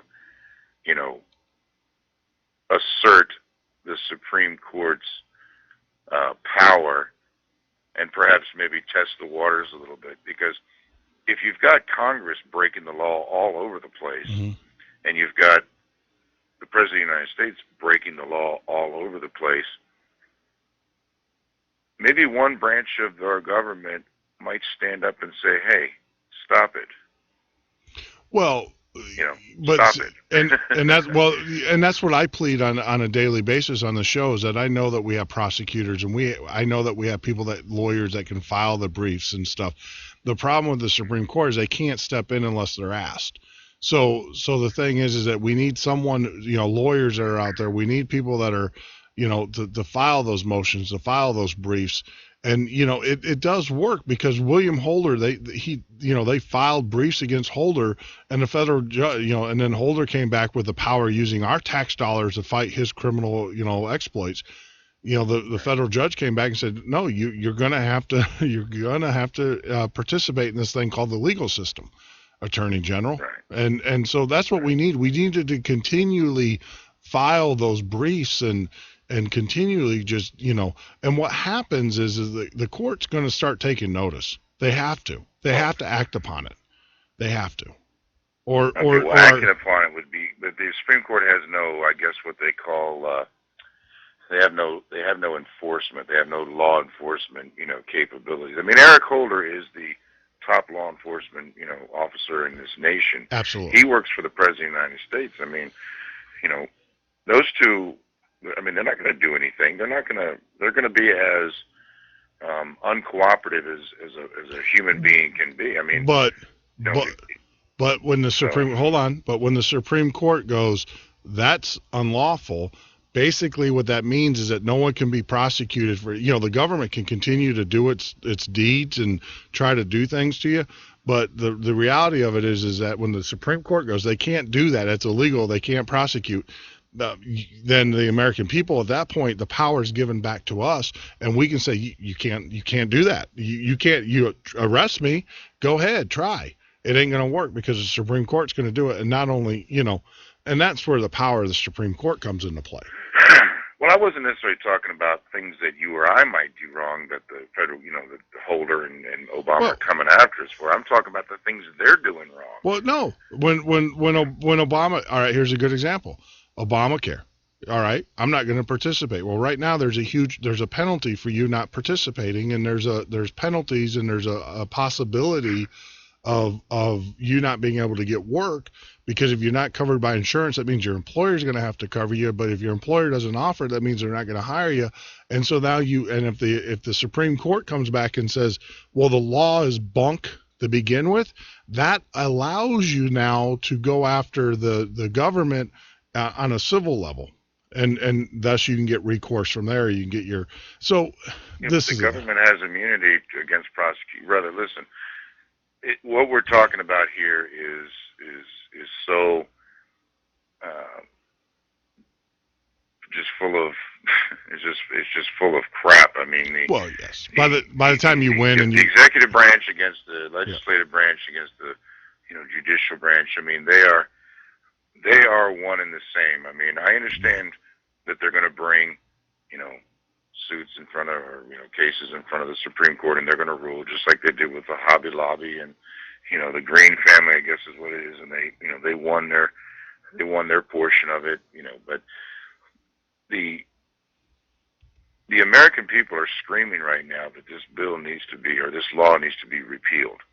That's where you know, the patriots of this country are actually effectuating some change, because I think come 2014, any congressman that had anything to do with that health care bill, these organizations out here are not going to let them forget it. And I think you're going to see which I think is a positive thing. That's what we've been talking about for months, is can the people rise up and actually make them do things that make sense, because they don't make sense right now. And well, I mean, and that's look. I mean, let's make this perfectly clear. You know, part of our show that we do here is to bring people into the fold, to get them into the Patriot movement. Do I believe that it's going to take force on force? Absolutely. You know, and I'm a firm believer in that. I mean, I agree with you that the arguments that we're making are pie in the sky, and the reality of it is because the corporations and the multinationals who truly own the politicians will just crush you or find another way. And a good example of that, I don't know if you read it today, they were talking about the insurance companies. You know, they're talking about passing this law where the members of Congress have to have the insurance that they give to the people, right? Well, the insurance, you know what the insurance companies are doing? They're setting up special hotlines just for members of Congress. So they're not making the members of Congress go through the same pain and misery we're going through. These insurance companies are setting up special coordinators for the members of Congress. You know, and so once again, they're gaming the system. If you truly knew what I thought, I can tell you, well, I'm not going to say it on the air because I don't want the ATF and the FBI kicking in my door tomorrow. I want to have time to prepare. Right. But the reality of it is, I know, and I've said this, we got to meet force with force, and we got to affect change, because if you don't get elected in 2016, we're screwed. I'm serious. I mean, we need guys like you in those offices, and that's why we support you, and that's why we give you the opportunity to get on the air here. But the thing is that, you're one facet of it. So we also need other guys like Scott Walker. We need guys like, we need a bunch of people in there.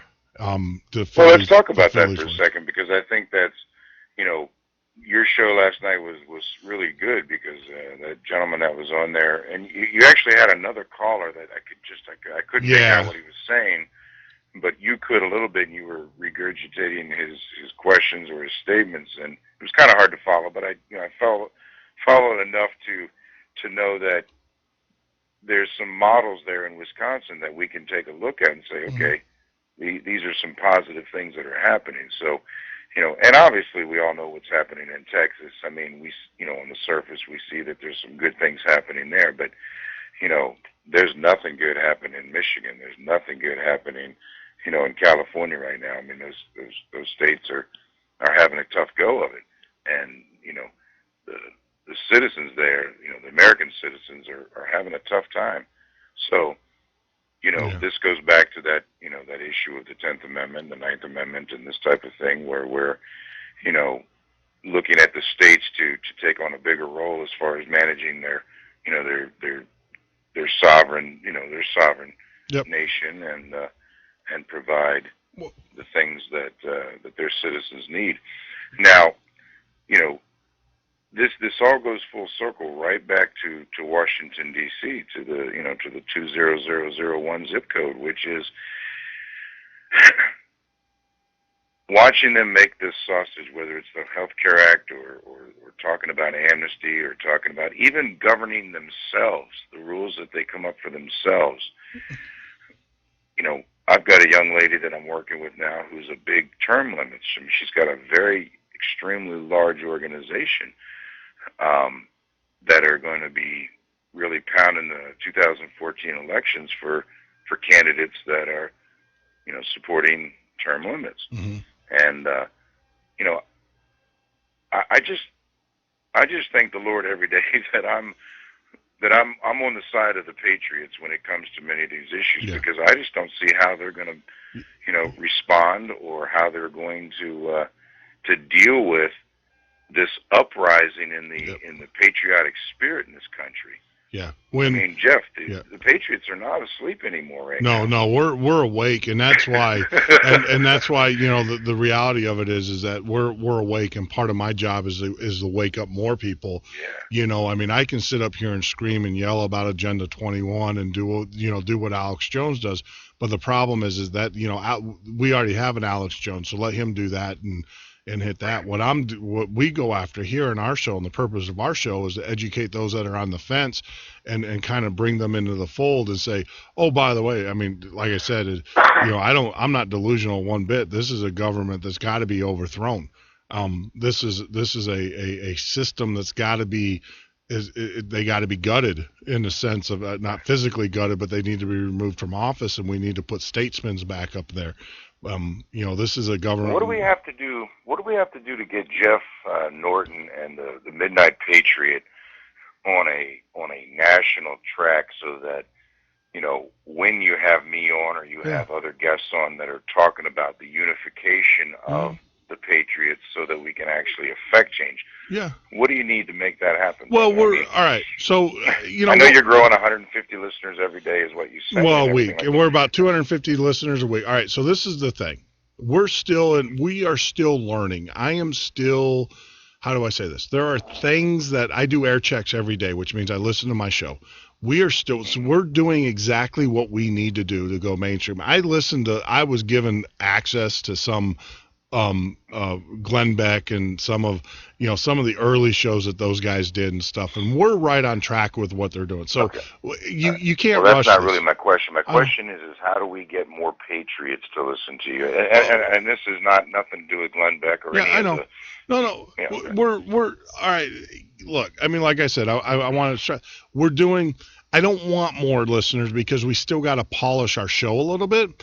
And then when we do that, and I will tell you, we will do a national ad campaign. We will do promotional stuff. We will do that, but we still got to work some kinks out. We're still working out the conversation piece of this. I mean, in due time, my friend. Can I make my point? Let me make my point. My point is it's not.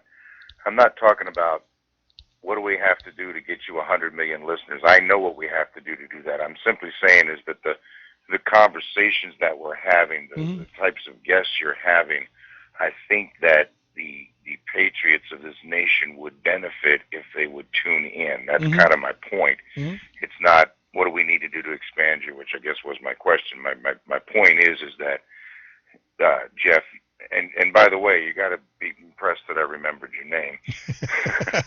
It's the first show we did. Jim. I was Jim. It's funny though. I mean, it's all right. I've been called worse. But at least I've taken the time to learn your name. So that's a good thing. But anyway, so my point is I'm trying to say that I enjoy my conversations with you, and it allows us to kind of, you know, kick the can around the yard a little bit, and, you know, come up with some different ideas and things like that. And I think that that's what I would like to see the American people doing right now is having conversations amongst themselves and expanding their knowledge of what's going on. Go ahead. What you hear me going? Look, this is a thing. We know each other. We know how we do know each other, and it's great, and that's what I love about doing the show. Look, this is my whole concept, and we talked about this very early on. We would love, as a show, this is, you know, we're kind of, you know, working out the kinks now, but we would love, you know, we're definitely going to be with you when you go on the road this summer. We want to actually take this on the road. We want to sit around the dinner table or wherever we're at, Cracker Barrel or Hardee's or wherever, and we want to do the show here. This show will work, and I can't stress this to people enough. This show will work and works very well when we have people like yesterday who called in and then we talk. It's all about the conversation, and that's why I am investing. I'm not waiting for anything else. I'm investing the money that we needed to so that we can have kind of like 5 people kind of in the conversation at the same time, and we talk about these issues. And that's what we need to do, and that's how we're going to get out to more patriots and get the message out to them, because they're going to find out, unlike the other shows where you have a host who sits up there and talks for 3 hours and then you're privileged to be able to talk to them, and that's that's not our concept here. Like you, where everybody has when you go to Stone Anthony, you mind if I tell people that? When you go to Stone Anthony's website, you have his cell phone number, you have his phone number, and when you call that number, you are talking to him, and that's the same thing with us. And that's how we're going to and people, and what I'm saying, people are doing that, and I think that is a phenomenal thing. So what, again, my point or my hope was that when you and I have this conversation about, manufacturing or, Wisconsin Caterpillar or, Detroit Automotive or the Muslim problem there, whatever, is that people take these conversations beyond the 3 hours that, we're doing this every night and talk to their fellow patriots about, the issues. But, let me get on the campaign trail here again. Folks, once you understand the problems and you see the depth and breadth and height and width of how corrupt our government is, the only conclusion you can come to at the end is we have got to unify and we have got to beat them at the ballot box. Yep. And I've said this so many times this week that it just flows right out of my mouth right now, and that is simply that 5, 10, 15 years from now, the question I get all the time is, Stone, will we survive until 2016? And I said, yes, the United States will be here. Yep. But what I can't guarantee you in 16, 15, 20 years from now is, will the red, white, and blue be the flag of the United States of America? Yeah. Because everything that the government of the United States is doing is to bring the American culture into oblivion. Yes. So that it doesn't exist anymore. Yeah. And if you don't have your culture, my friend, if you don't have your symbols that that your country was founded upon, then you've lost yourself. Yep. And having China come over here and create these free trade zones and these manufacturing, or having Mexico set up an embassy in South Carolina. Yep. I think they already have one in Missouri, don't they? In Mexico, I think they do. I think it's called Mexico, Missouri or something like that. But the bottom line is, with these gun treaties and these the UNESCO, the United Nations, whatever that thing is, where they, have deemed our national parks a world treasure. I mean, these are all things to chip away at our sovereignty. Well, it's our psyche. When that shit's gone, it's gone. It's our psyche, and right now, the crown jewel of that is, we as Americans, good patriotic Americans, is, remember the Alamo, right? The whole story behind the Alamo, and now UNESCO is going after the Alamo, where they're going to make it a United Nations Education Center.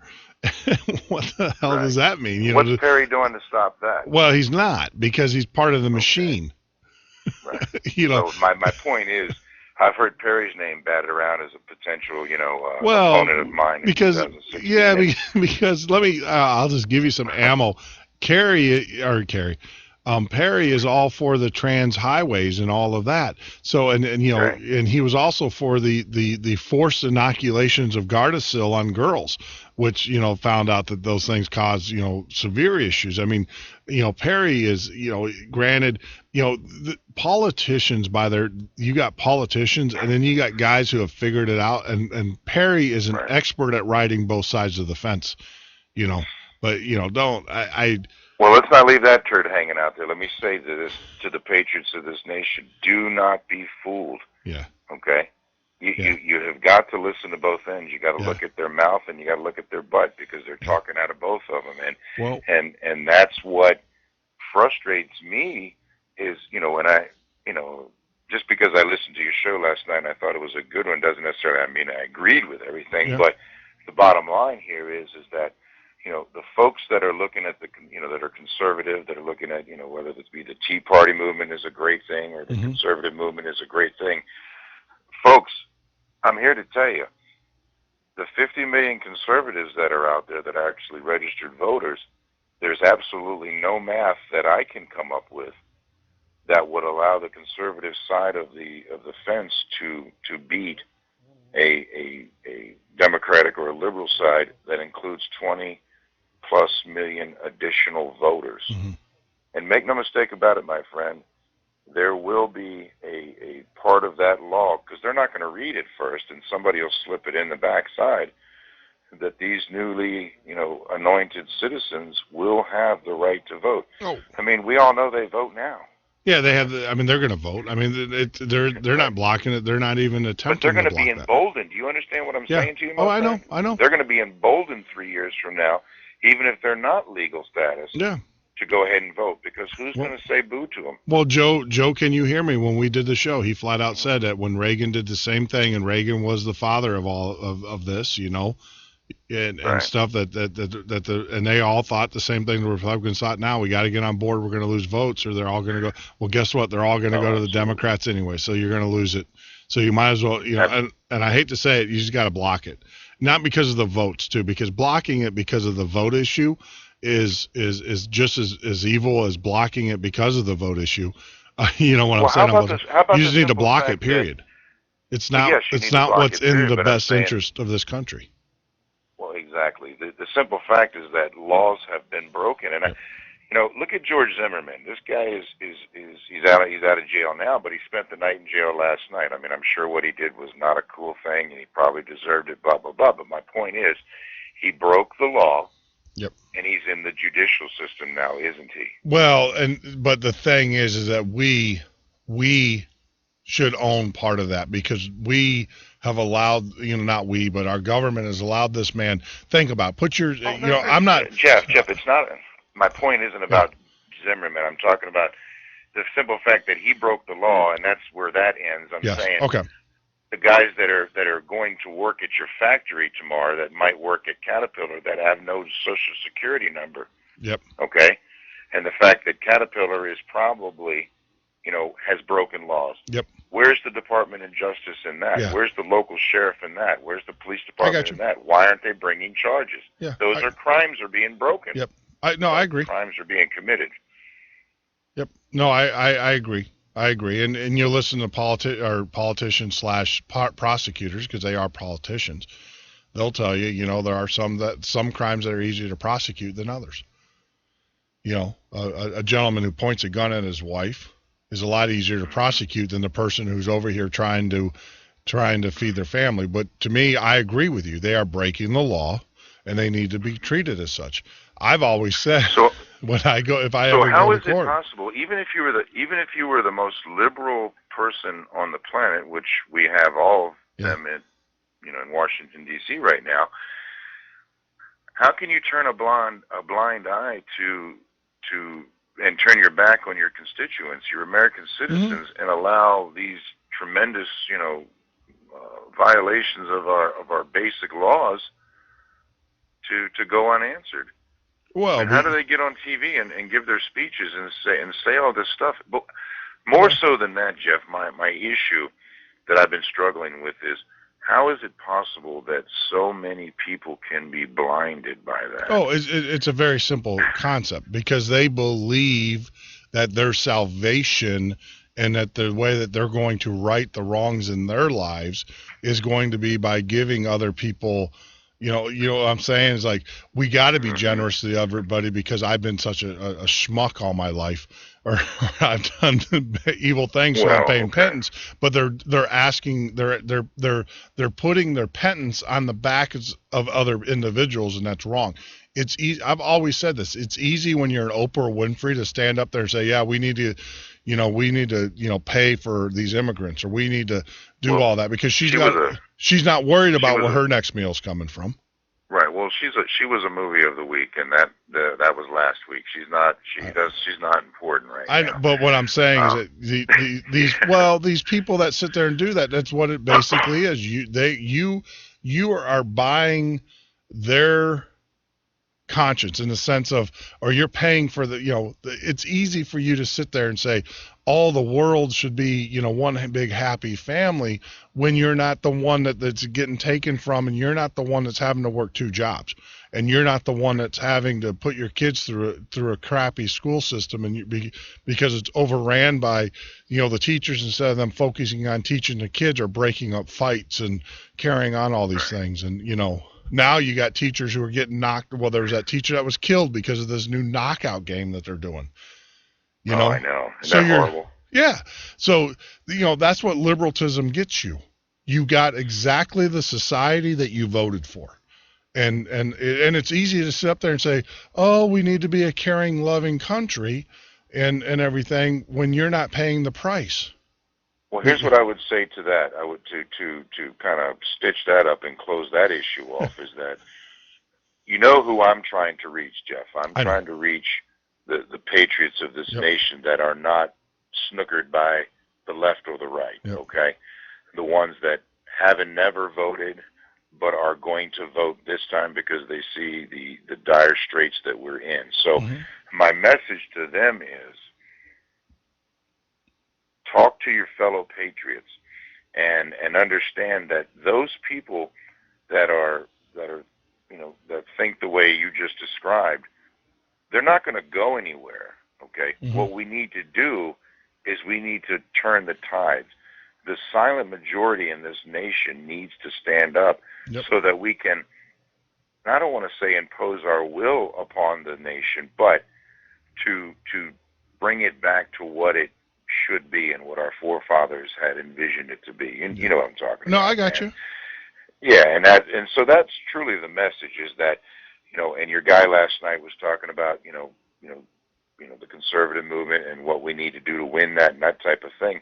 I'm afraid that, focusing on the conservatives I'm talking about the registered voters and the conservatives of this nation, there are not enough of them to offset what's happening with the with the liberal movement. I mean, because this whole love, peace, and no war and all this other stuff it has gotten old to me, and it got old to me 30 years ago. So you can imagine what it is today.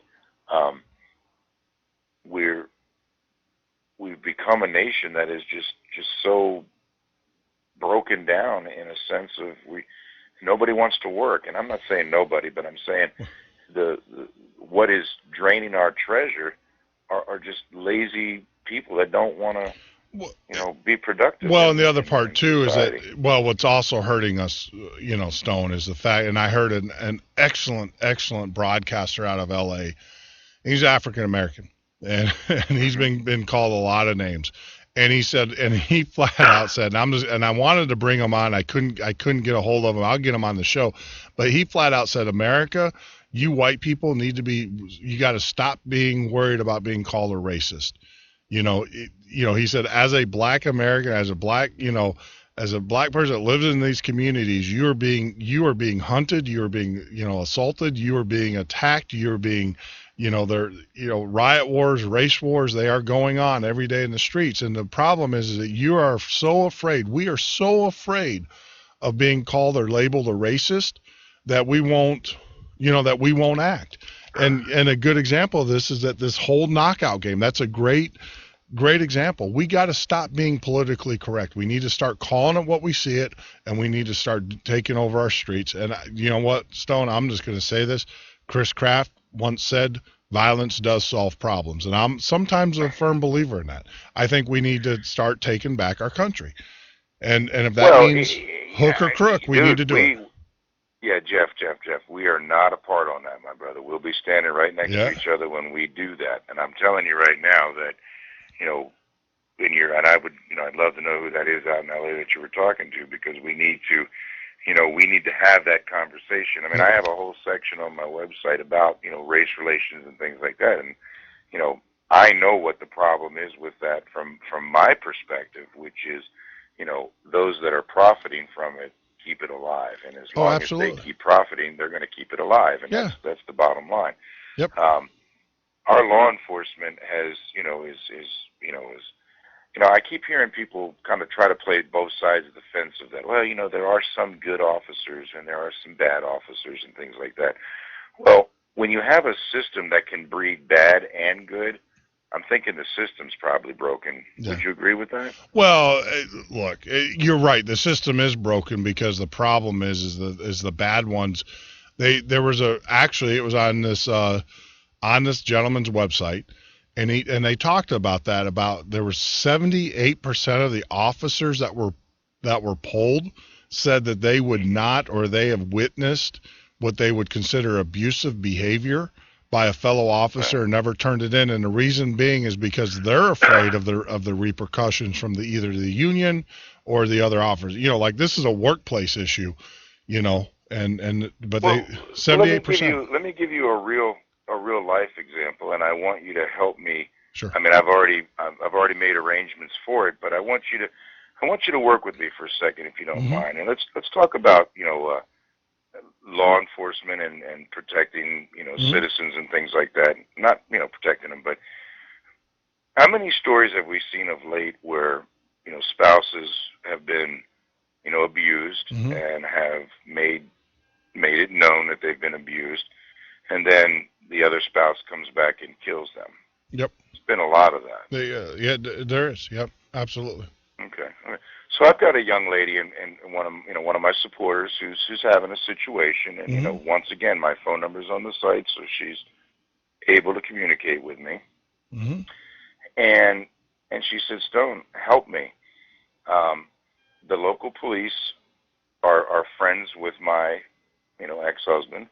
The court systems are not able to help me because all they can do is a restraining order, but as far as actually enforcing it falls down to the law enforcement." So I've given her 3 or 4 ideas. One is, okay, let's get the state police involved, because certainly he can't have friends in the entire state police Sure. department. So let's call them. Sure. She had not thought about that, so she's going to do that tomorrow. And this whole thing is leading up to it. A couple of weeks from now, it's been court ordered that he can come to the home and get his items. Yep. Okay? Okay. And if you watch the Zimmerman thing today, one of the things the judge did was said initially that he could go back to the residence with law enforcement and retrieve his things. And then the judge changed his mind. But, and he had very good reasons why he wanted to change his mind. And the prosecutor made a good point. But that's, about the guns and stuff like that. So, here's a woman that's basically screaming out. Yep. And she's got an issue. Yep. And to me, there are some very common solutions to it. But imagine living in that type of terror. Yeah. Of knowing that the police that are supposed to be there to keep her safe or to protect her or would come when she calls, are basically telling her, no, we're not going to come. So here you go, Stone. Here's the answer to this, and I know this works. I know this works for a fact because I actually have had a person who was in a similar situation who was, she was panicking. She wanted to buy a gun, and you wanted me to show her how to use it and all this. I said, whoa, last thing I want, I believe you need to have a gun, but let's address the immediate, because you got to learn how to use it. That's going to take some time. You got some immediate issues. So this is what we did for her. We had her write a letter to the district attorney's office, to the chief of police of the city. We also, in the same letter, we sent a copy of the newspaper to the local news or local journalism outlet. And we said, look, these are the issues that are going on. Here's a protection order, blah, blah, blah. We made, several, and you can look in your record, we made several calls, about this person, stalking this woman. He was actually an ex-boyfriend stalking, and said, these are the things. The police, same scenario. The guy grew up, small town, everybody knew each other. And we said, we basically put them on notice that if anything ever happened to this woman, there was going to be hell to pay, be it media, be it whatever. And you know what happened? 3 days later, they picked the guy up, and now he's sitting in county jail because he was stalking her. So they put they were watching her because she reached out to the district attorney. She reached out to the chief of police, and then she also let them know that she's also reached out to the media. And if anything happened to her, and sure enough, 3 days later, they picked the guy up outside of her place of business. Now he's sitting in county jail. That's actually, there's two things. I'm actually contemplating myself being there that day, just as as an observer to kind of see what's going on. But I like the idea of having the news involved because I think that most people don't. Her fear is that nobody's going to come there, and apparently this guy beat up her attorney. Her attorney tried to stop because he was there at the house trying to whatever. And, Yep. the guy beat up the attorney. But anyway. Well, that's the other. Well, I hold guess on. what I'm saying, this is a story Yep. that is probably more. Go ahead, Jeff. Well, I'm going to say this too, and I've said this on the show. Men in this country need to start becoming men again, and not little boys. And because we have been told, oh, you can't do this or whatever, so we're all, we've been all, it's crazy. Men need to be men again, and we need to, stop being feminized and we need to be men again. And if that means that this guy needs to be taken out in a good, whooping, I'm not going to say it because I don't want to get anything, but if that's what needs to happen, then so be it. Well, let me tell you, this young lady just last week won a new a 9mm Glock in an NRA raffle. She's well versed in guns. She's not so I guess the reason I brought it up was to kind of have a discussion about, to me, there are certain things when we were talking about law enforcement and things like that when you have a community of police officers and some of them are seem to be very good officers and some seem to be very bad officers, that the system or the administration that's managing that, there must be issues there and it must be broken. And so when people say that, police officers are not good or whatever, what I try to remind them is that there's a hierarchy, there's a structure, there's a command structure that is broken. That's why you have bad officers. Yeah, well, and the problem is you have the infiltration of the unions and stuff. And I understand that they're to protect, because you're right. There are some officers who are actually persecuted by the staff or the management, because you got to remember your boots on the ground officers are employees, where the guys in the higher up, those are elected officials, those are politicians, and we all know what politicians can do. So I think your two suggestions. One was the news outlet. I think I'm going to, and a good ass whooping. I'm just going to say it, a good ass whooping. I can say that on the air. I checked. The guy needs men need to start becoming men again. And when we need to start standing up for our families, our people, those people that can't defend themselves. It irks me. It upsets me when you see something going wrong and the first thing that comes out is someone's cell phone and they're putting it up on YouTube. Put the cell phone up and start whooping some butt, and become a man. Defend those women and defend those children and defend those people that can't defend themselves. That's what we need to start doing. That's what patriots do. Sitting around and talking in a chat room about your super duper AR-15 or whatever you've got doesn't do a hill of beans. You need to be out there and you need to start, because the police, look, the Supreme Court flat out said the police are not there to protect you and I. That's not their job. Their job is to protect society. Now, you're a member of society, but they're there to keep the peace. That's right. So, But then you look at that Dearborn, Michigan video that we all talked about, and those police officers were not there to keep the peace. No. They were there to keep the American citizens, at bay. Yep. And they weren't the violent ones. So, so that Supreme Court decision doesn't seem to be trickling down to the officers that are walking the beat on the street. So, I think. What I wanted out of this conversation was to say that we have, at the lowest, not the necessarily the people are at the lowest, rungs of society. I'm just simply saying that there are issues that are affecting people that are all personal to them, and the resources or where they can reach out for help, whether it be homeschooling or being terrorized by an ex-husband or an unknown stalker or something like that. And it seems like you said, the ass whooping should come first before anything else, because, we end up with the story of, we can't do anything until they do something. Yeah. Well, God forbid. An ounce of prevention is worth a pound of cure, I suppose. But, well, usually when they do something, it ends up someone's dead, we're putting an innocent person into the ground and someone's going to jail. But did we put that person in that position? Is what I'm, absolutely. We know she's got plenty of guns, and she lives in a state where they're very free about their guns, and I think that in other words, we're having this conversation about this, and let's hope that the date comes and goes without incident. But Yep.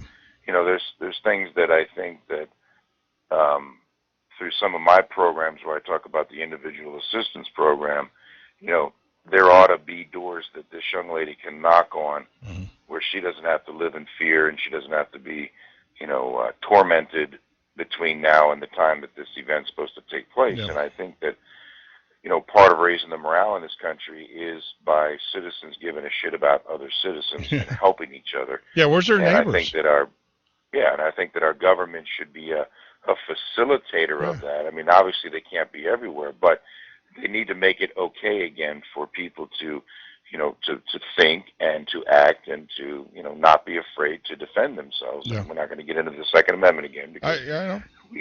we both know where we're at on that. But I hope that what started this part of this conversation was that I want people to have conversations about things. Yes. And try to educate themselves about how they're really feeling about things rather than just being angry. Yeah. Trying to understand what, you're probably not going to have the details, but what is the real reason that Barack Obama's doing the things that he's doing? I wonder why he didn't say under God today. I mean, it certainly wasn't what Jim Carney told us, okay? He read the draft version. Well, bullshit. This is the President of the United States. They've got 500 people working for him. Yeah.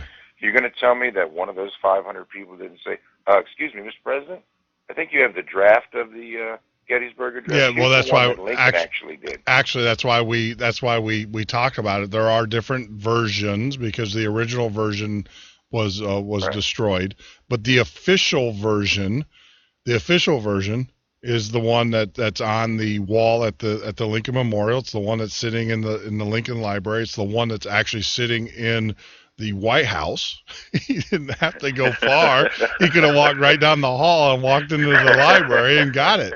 I mean, no.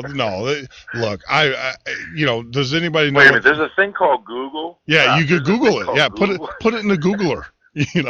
But the reality of it is this. This president, I know what's in his heart. I know exactly what's in his heart. This president has been bought, paid, and trained by the communists. He is a communist. He's a socialist. Right. There's no doubt about it. And the last thing socialists and communists want is God. They don't want people turning to God for the answers. They want people turning to the government for the answer. That's what they want because that's how they get power. Because if we all think about it. If we as America, as a collective country, if we all right now physically turned our backs and looked west and just basically told Washington, D.C., we don't, go do whatever you guys want to do. We can care less about you.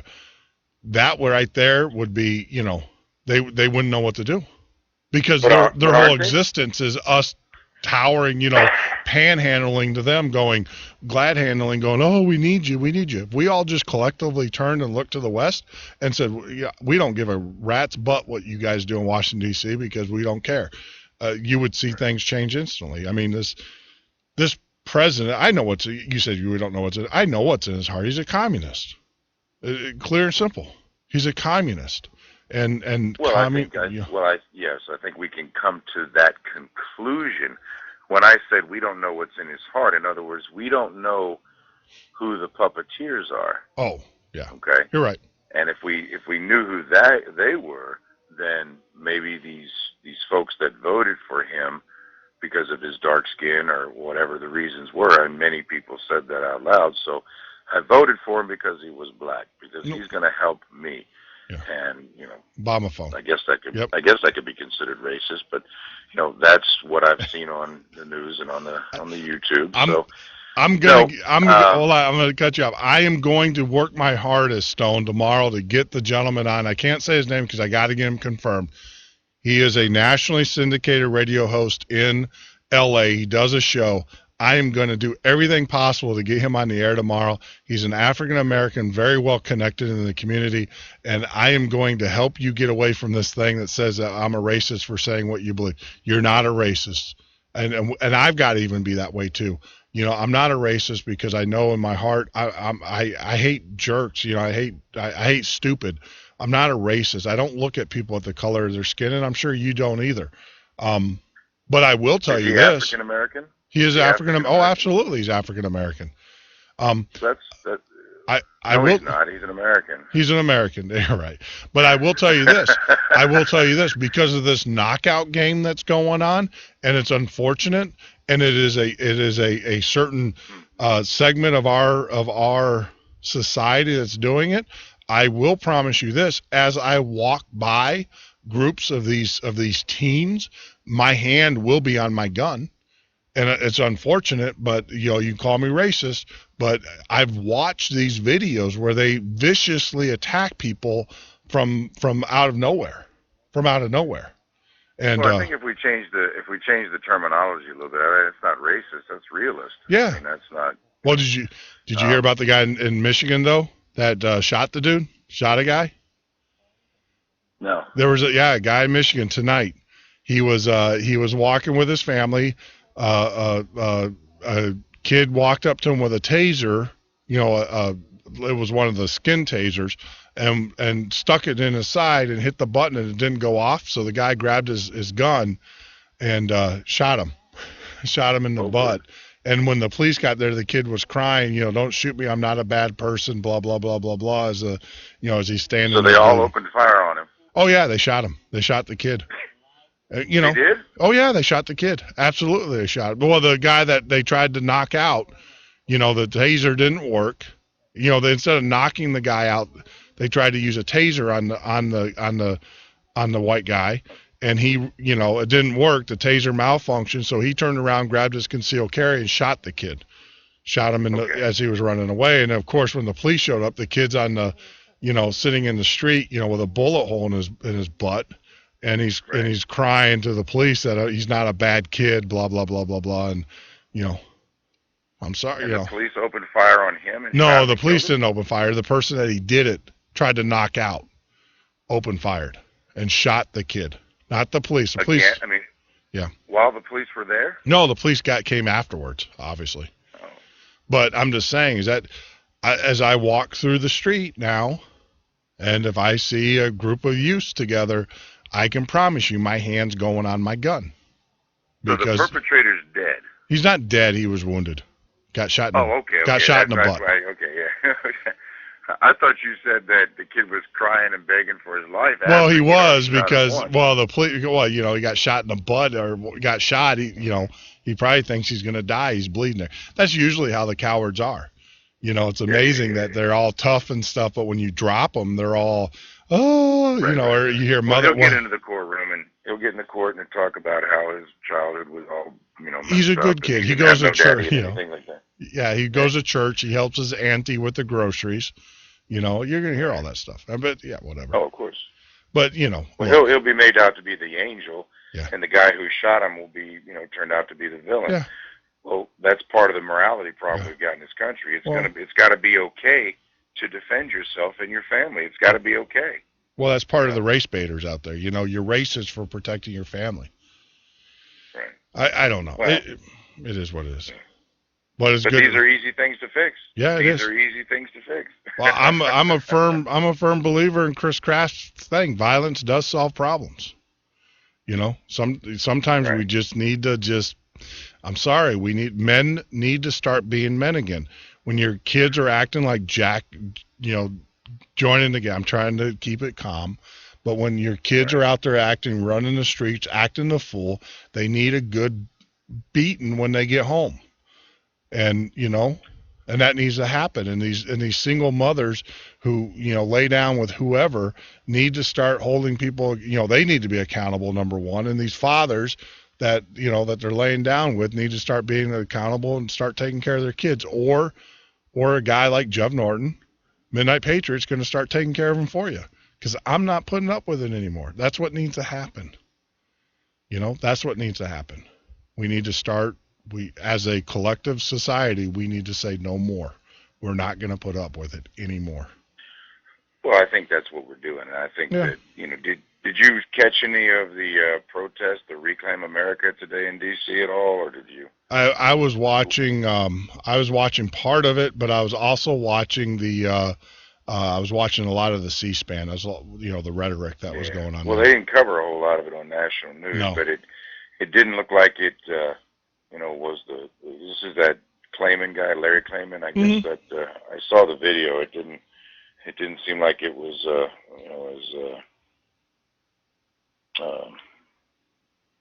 they hit their mark or whatever. Yeah. I don't know.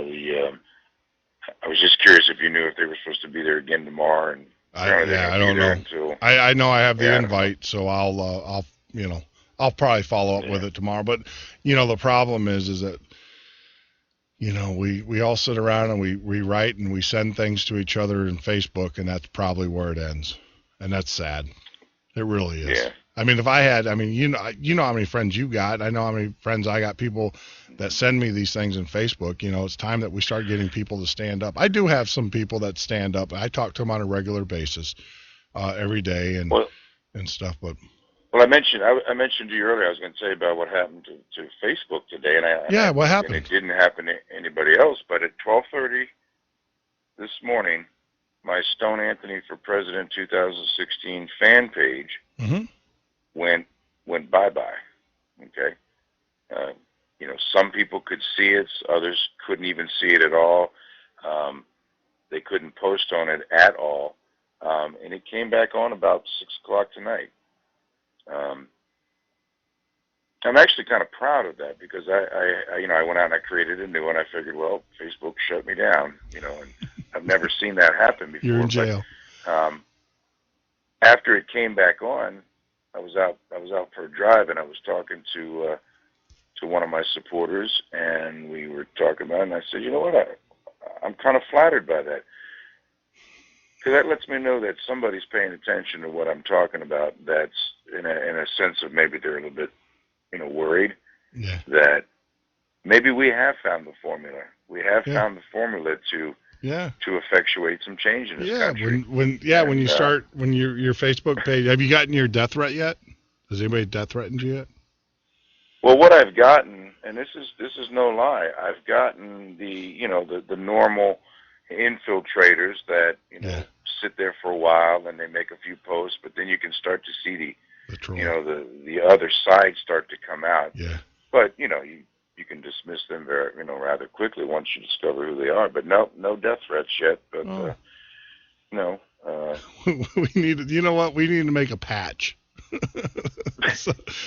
We need to make a patch and stuff. So when you get one, we can patch you in and stuff. It's whatever. You just kind of. Well, the other message that I've been putting out here this week, and like I said, we're going to talk about issues that I think come up during the week that I think are important, because we want people to, there's a lot of doom and gloom right now. Everybody's like, "Gosh, what can we do? This is so terrible." Well, I don't, I'm frustrated. I'm angry. I'm buying guns. I'm ready to go to war and stuff like that. Are we going to survive the next 3 years and this type of thing? Mm-hmm. What I tell them is, don't be afraid. Don't fear your government, because the second that happens, they've won. Yeah. And like you were alluding to it earlier, as far as like the healthcare, act and things like that. If the country basically stands up and turns their back on it and says, you know what, we're not going for that. Yep. That's the way to do it. And and just it makes me proud every day to see what's happening. I'm a firm believer. You're going to hear about me probably here shortly, because I'm a firm believer from now on until the man's replaced or whatever. I will be if he's anywhere around here, Chicago speaking, or in this area, I will be out there with a blowhorn. And that's a felony. I will tell you this: they don't allow blowhorns. It's a felony. I know. They don't allow blowhorns. And I told you the story about the local sheriff, not sheriff, but the Fairfax police officer that told me that if I stepped off the curb, he was going to shoot me. Yeah, you did tell us that on the show. Yeah, and you know what? And I think I also told you I believed him. Yeah, well, I don't doubt it. I don't know if that's fear. I think that's just being smart. But I mean, I wasn't going to, test his resolve, his orders. Yeah, his resolve and stuff. So, well, hey, Stone, we got to get on. Unfortunately, I got 2 more soldiers that that we're doing the memorial for tonight. So do you want to tell people about how to reach you? I want to thank you for doing that. That's really a patriotic thing you're doing there. But yes, if anybody wants to know more about me, they can go to StoneAnthony2016.com.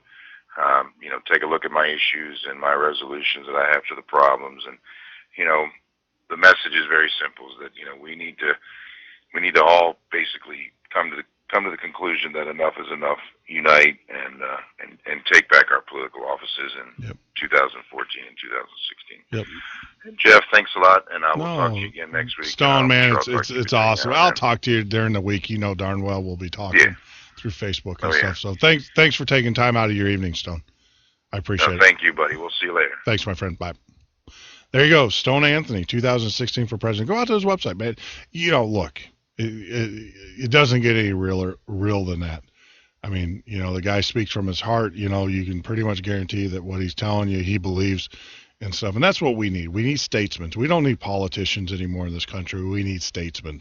We need people who, real Americans wanting to affect change and everything. And, there's, I hope that there is such a huge replacement of our current political system. And that's why we tell you to get involved, get motivated. If you want to run for office, if it may be your school board, maybe your local office and stuff, and you need help, you need assistance, look, we have a pretty extensive group of individuals who, like Stone. We have people that are members of, the Tea Party movement, the part of the Libertarian movement. We have different groups, and and I understand we're diverse and everything, and I understand it. If we all thought alike, it wouldn't be that interesting. So I get it, and I know that we're not going to agree on certain things and stuff, but feel free to reach out to us. Give us a call, let us know. We'll get you on the air, we'll give you the opportunity, your platform, and everything to talk to some of the listeners. But for right now, for those that don't know, we have new listeners, so we just kind of go through this. I think we'll always kind of let people know what we're doing. We do a tribute to our soldiers, to our fallen. As long as there's men and women in this country who are putting themselves in harm's way, we will always honor you, even though our government has turned its back on you, and they have. Let's just be honest. They've completely turned their back on the armed services. We have 22 soldiers a day who are committing suicide in this country. 22. That's 22 too many. There is no reason for a soldier who puts their life, who fights for this country, to come back to this country and have such despair that they feel that the answer is the end of their life. It's just, it's heart-wrenching. It's just, it's horrible, and we need to put a stop to this, and we need to band together. So if you know of a soldier that needs help or whatever, get them in touch with us here at the Midnight Patriot. We'll get them the service we need. We're plugged into a soldier network, SNAFU, we're Wounded Warriors, some other organizations outside of the government-funded VA who we find is pretty much inept in providing services. We will move heaven and earth. I mean, that's my battle. They've done their battle. Now let me fight my battle. And my battle here at the Midnight Patriot is taking care of those that put on this country's uniform. And so with that, we want to pay respect to those that have paid the ultimate price tonight. And unfortunately, I have bad news to report that we've added one more name to that list.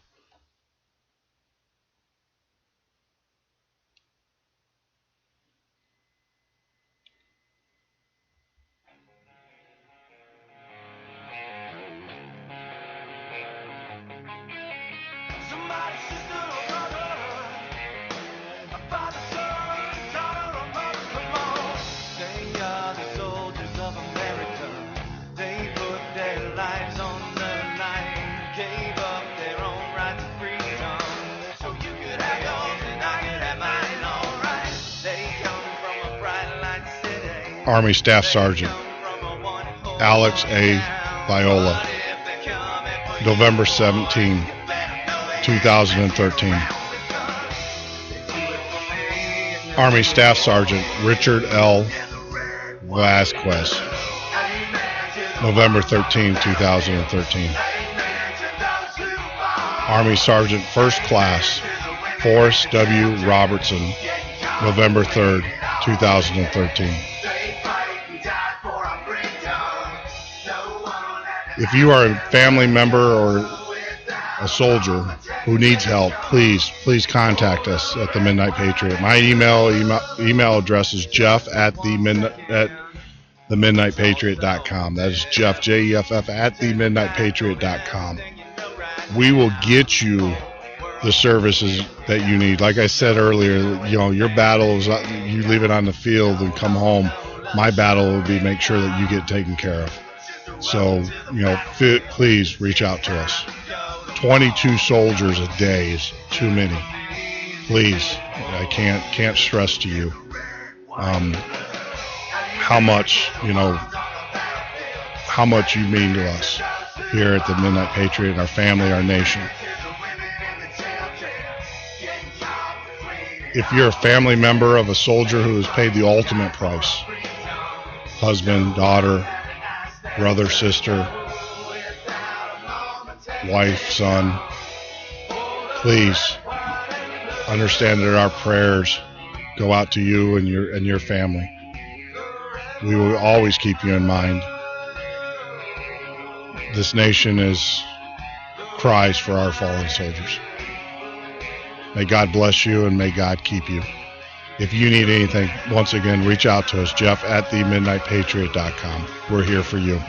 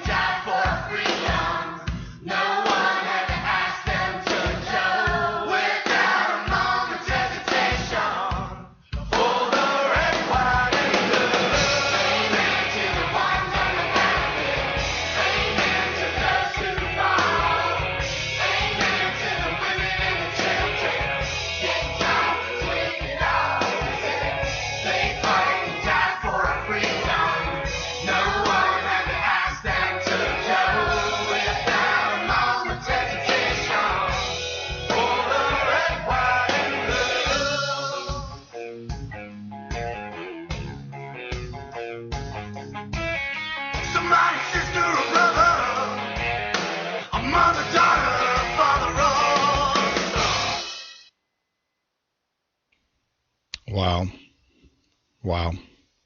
Man, that's hard. I don't, like I said, it's never easy to name those names and everything. So what a night. We had Stone Anthony. Always been a pleasure. You can see that sometimes we don't always agree, but hey, that's what it's all about. It's all about the conversation. And that was one thing that, I want to stress to all of our listeners. The reason why we do this show is not to become a media conglomerate or, whatever. The reason why we do this show is that we want to give you, our fellow patriots, our fellow citizens, a voice, a way of being able to express yourself, to get your message out there. Now, I know, I speak to a lot of you during the day on Facebook and Twitter and all of the different social media sites. And when we put this show together, our intention is to give you an opportunity to come on, share the mainstream media stage and, have talk. That's what the show is all about. So if you would like to join in the conversation right now, I do have to tell you, we are in the process of upgrading our phone system. After last night, I couldn't do it anymore. Couldn't deal. With the fact that the quality, that we had callers that were calling in and their quality was bad. So we are moving resources around to get the new hybrids in this week, to get the new phone lines in, so that way we'll be able to take up to 5 calls. Our goal is to have 5 simultaneous callers. Now, our system will actually have 12 in total, but we'll be able to put 5 on the air at the same time. So that's very important that we get that done. But right now, you can actually join us on Skype. Our Skype is the Midnight Patriot. If there's anything you want to talk about, feel free to shoot us a line. We'll get you on the air. We'll get that ball rolling. So as we wind down for the evening, I just want to say thank you to our sponsors, MountainViewOffGridLiving.com. That's MountainViewOffGridLiving.com. Obviously, Stone Anthony. If you would like to be a sponsor of the show and have your products reach well over 2,500 Patriots, and we're adding about 250 new listeners a week to the show. If you would like to be a part of this movement and help support us for as little as $6 to $10 a month, you will get an advertisement on our page, but more importantly, you would actually get an advertisement within our sponsor list. Now, starting next week, we will have our new professionally produced sweeps and intros and all those things done from the studio. And so we will have more advertisement, or more room for advertisement during the show. So if that's something you want to do to help support what we do here at the Midnight Patriot, we would appreciate it. Our prices are set so it covers our expenses. That's what we hope for, as long as we cover our expenses. We don't want to get rich off this. We're not going to be multimillionaires and selling DVDs and pawning off, getting kickbacks for water filtration systems and vitamins and supplements. Our advertisers, our sponsors, pay the same price regardless of what their product is. We don't ask for kickbacks or anything like that. So you don't have to worry about our message being diluted by our sponsors. So that's one way you can help us. The other way you can help us, obviously, as well, is that you can, send us feedback. Let us know what you think about the show. Give us some ideas. Join in the conversation. Give us a call. But more importantly, share us on Facebook. Take our shows, broadcast them out there. Let your friends and family. You can't assume that we are, reaching your friends and family. Get the message, or get our show and share it. Share it with your friends and family. Let them know about us. Let them know. Because, maybe what we talk about, you already know. Maybe you do. Maybe we're not telling you anything that you already don't know. But you don't know about your family. You don't know about your friends. Maybe they're coming into the Patriot movement and they don't know about, iodine tablets, or they don't know about the corruption that's going on in Washington, D.C., or in local government. Maybe they don't know about Agenda 21. Maybe they don't know about Sal Alinsky and the fact that the President of the United States basically was indoctrinated as a community organizer in his organization. Maybe they don't know that. Well, when they listen to the show for a week, they'll learn that pretty quick. So, get the message out. That's the way that we're going to grow this. Now, we do have an opportunity for you to make a little bit of money while you're doing this. We have an affiliate program. And for every unique person that you bring to our site, we will pay you a penny. Now, I know you go, that's not a whole lot. But I can tell you this. I can right now post on 5 different sites, sites that I go to on a daily basis, and say, yeah, I agree with blah, blah, blah, and then say, oh, by the way, listen to the Midnight Patriot, and put a link to our show. And I can make anywhere from $3 to $10 a day. I know it's not a whole lot of money, but I'm doing it anyways. So, drive traffic to us. That's how we're going to, Stone was saying, how do we get to that national audience? Well, we do what we're doing, but we need to reach out more. We need to reach out more. And the only way that we're going to be able to do that is with your help and your support. So like I said, if there's something that, you like for us to talk about on the show, let us know. Send me. I am accessible every day through Facebook chat.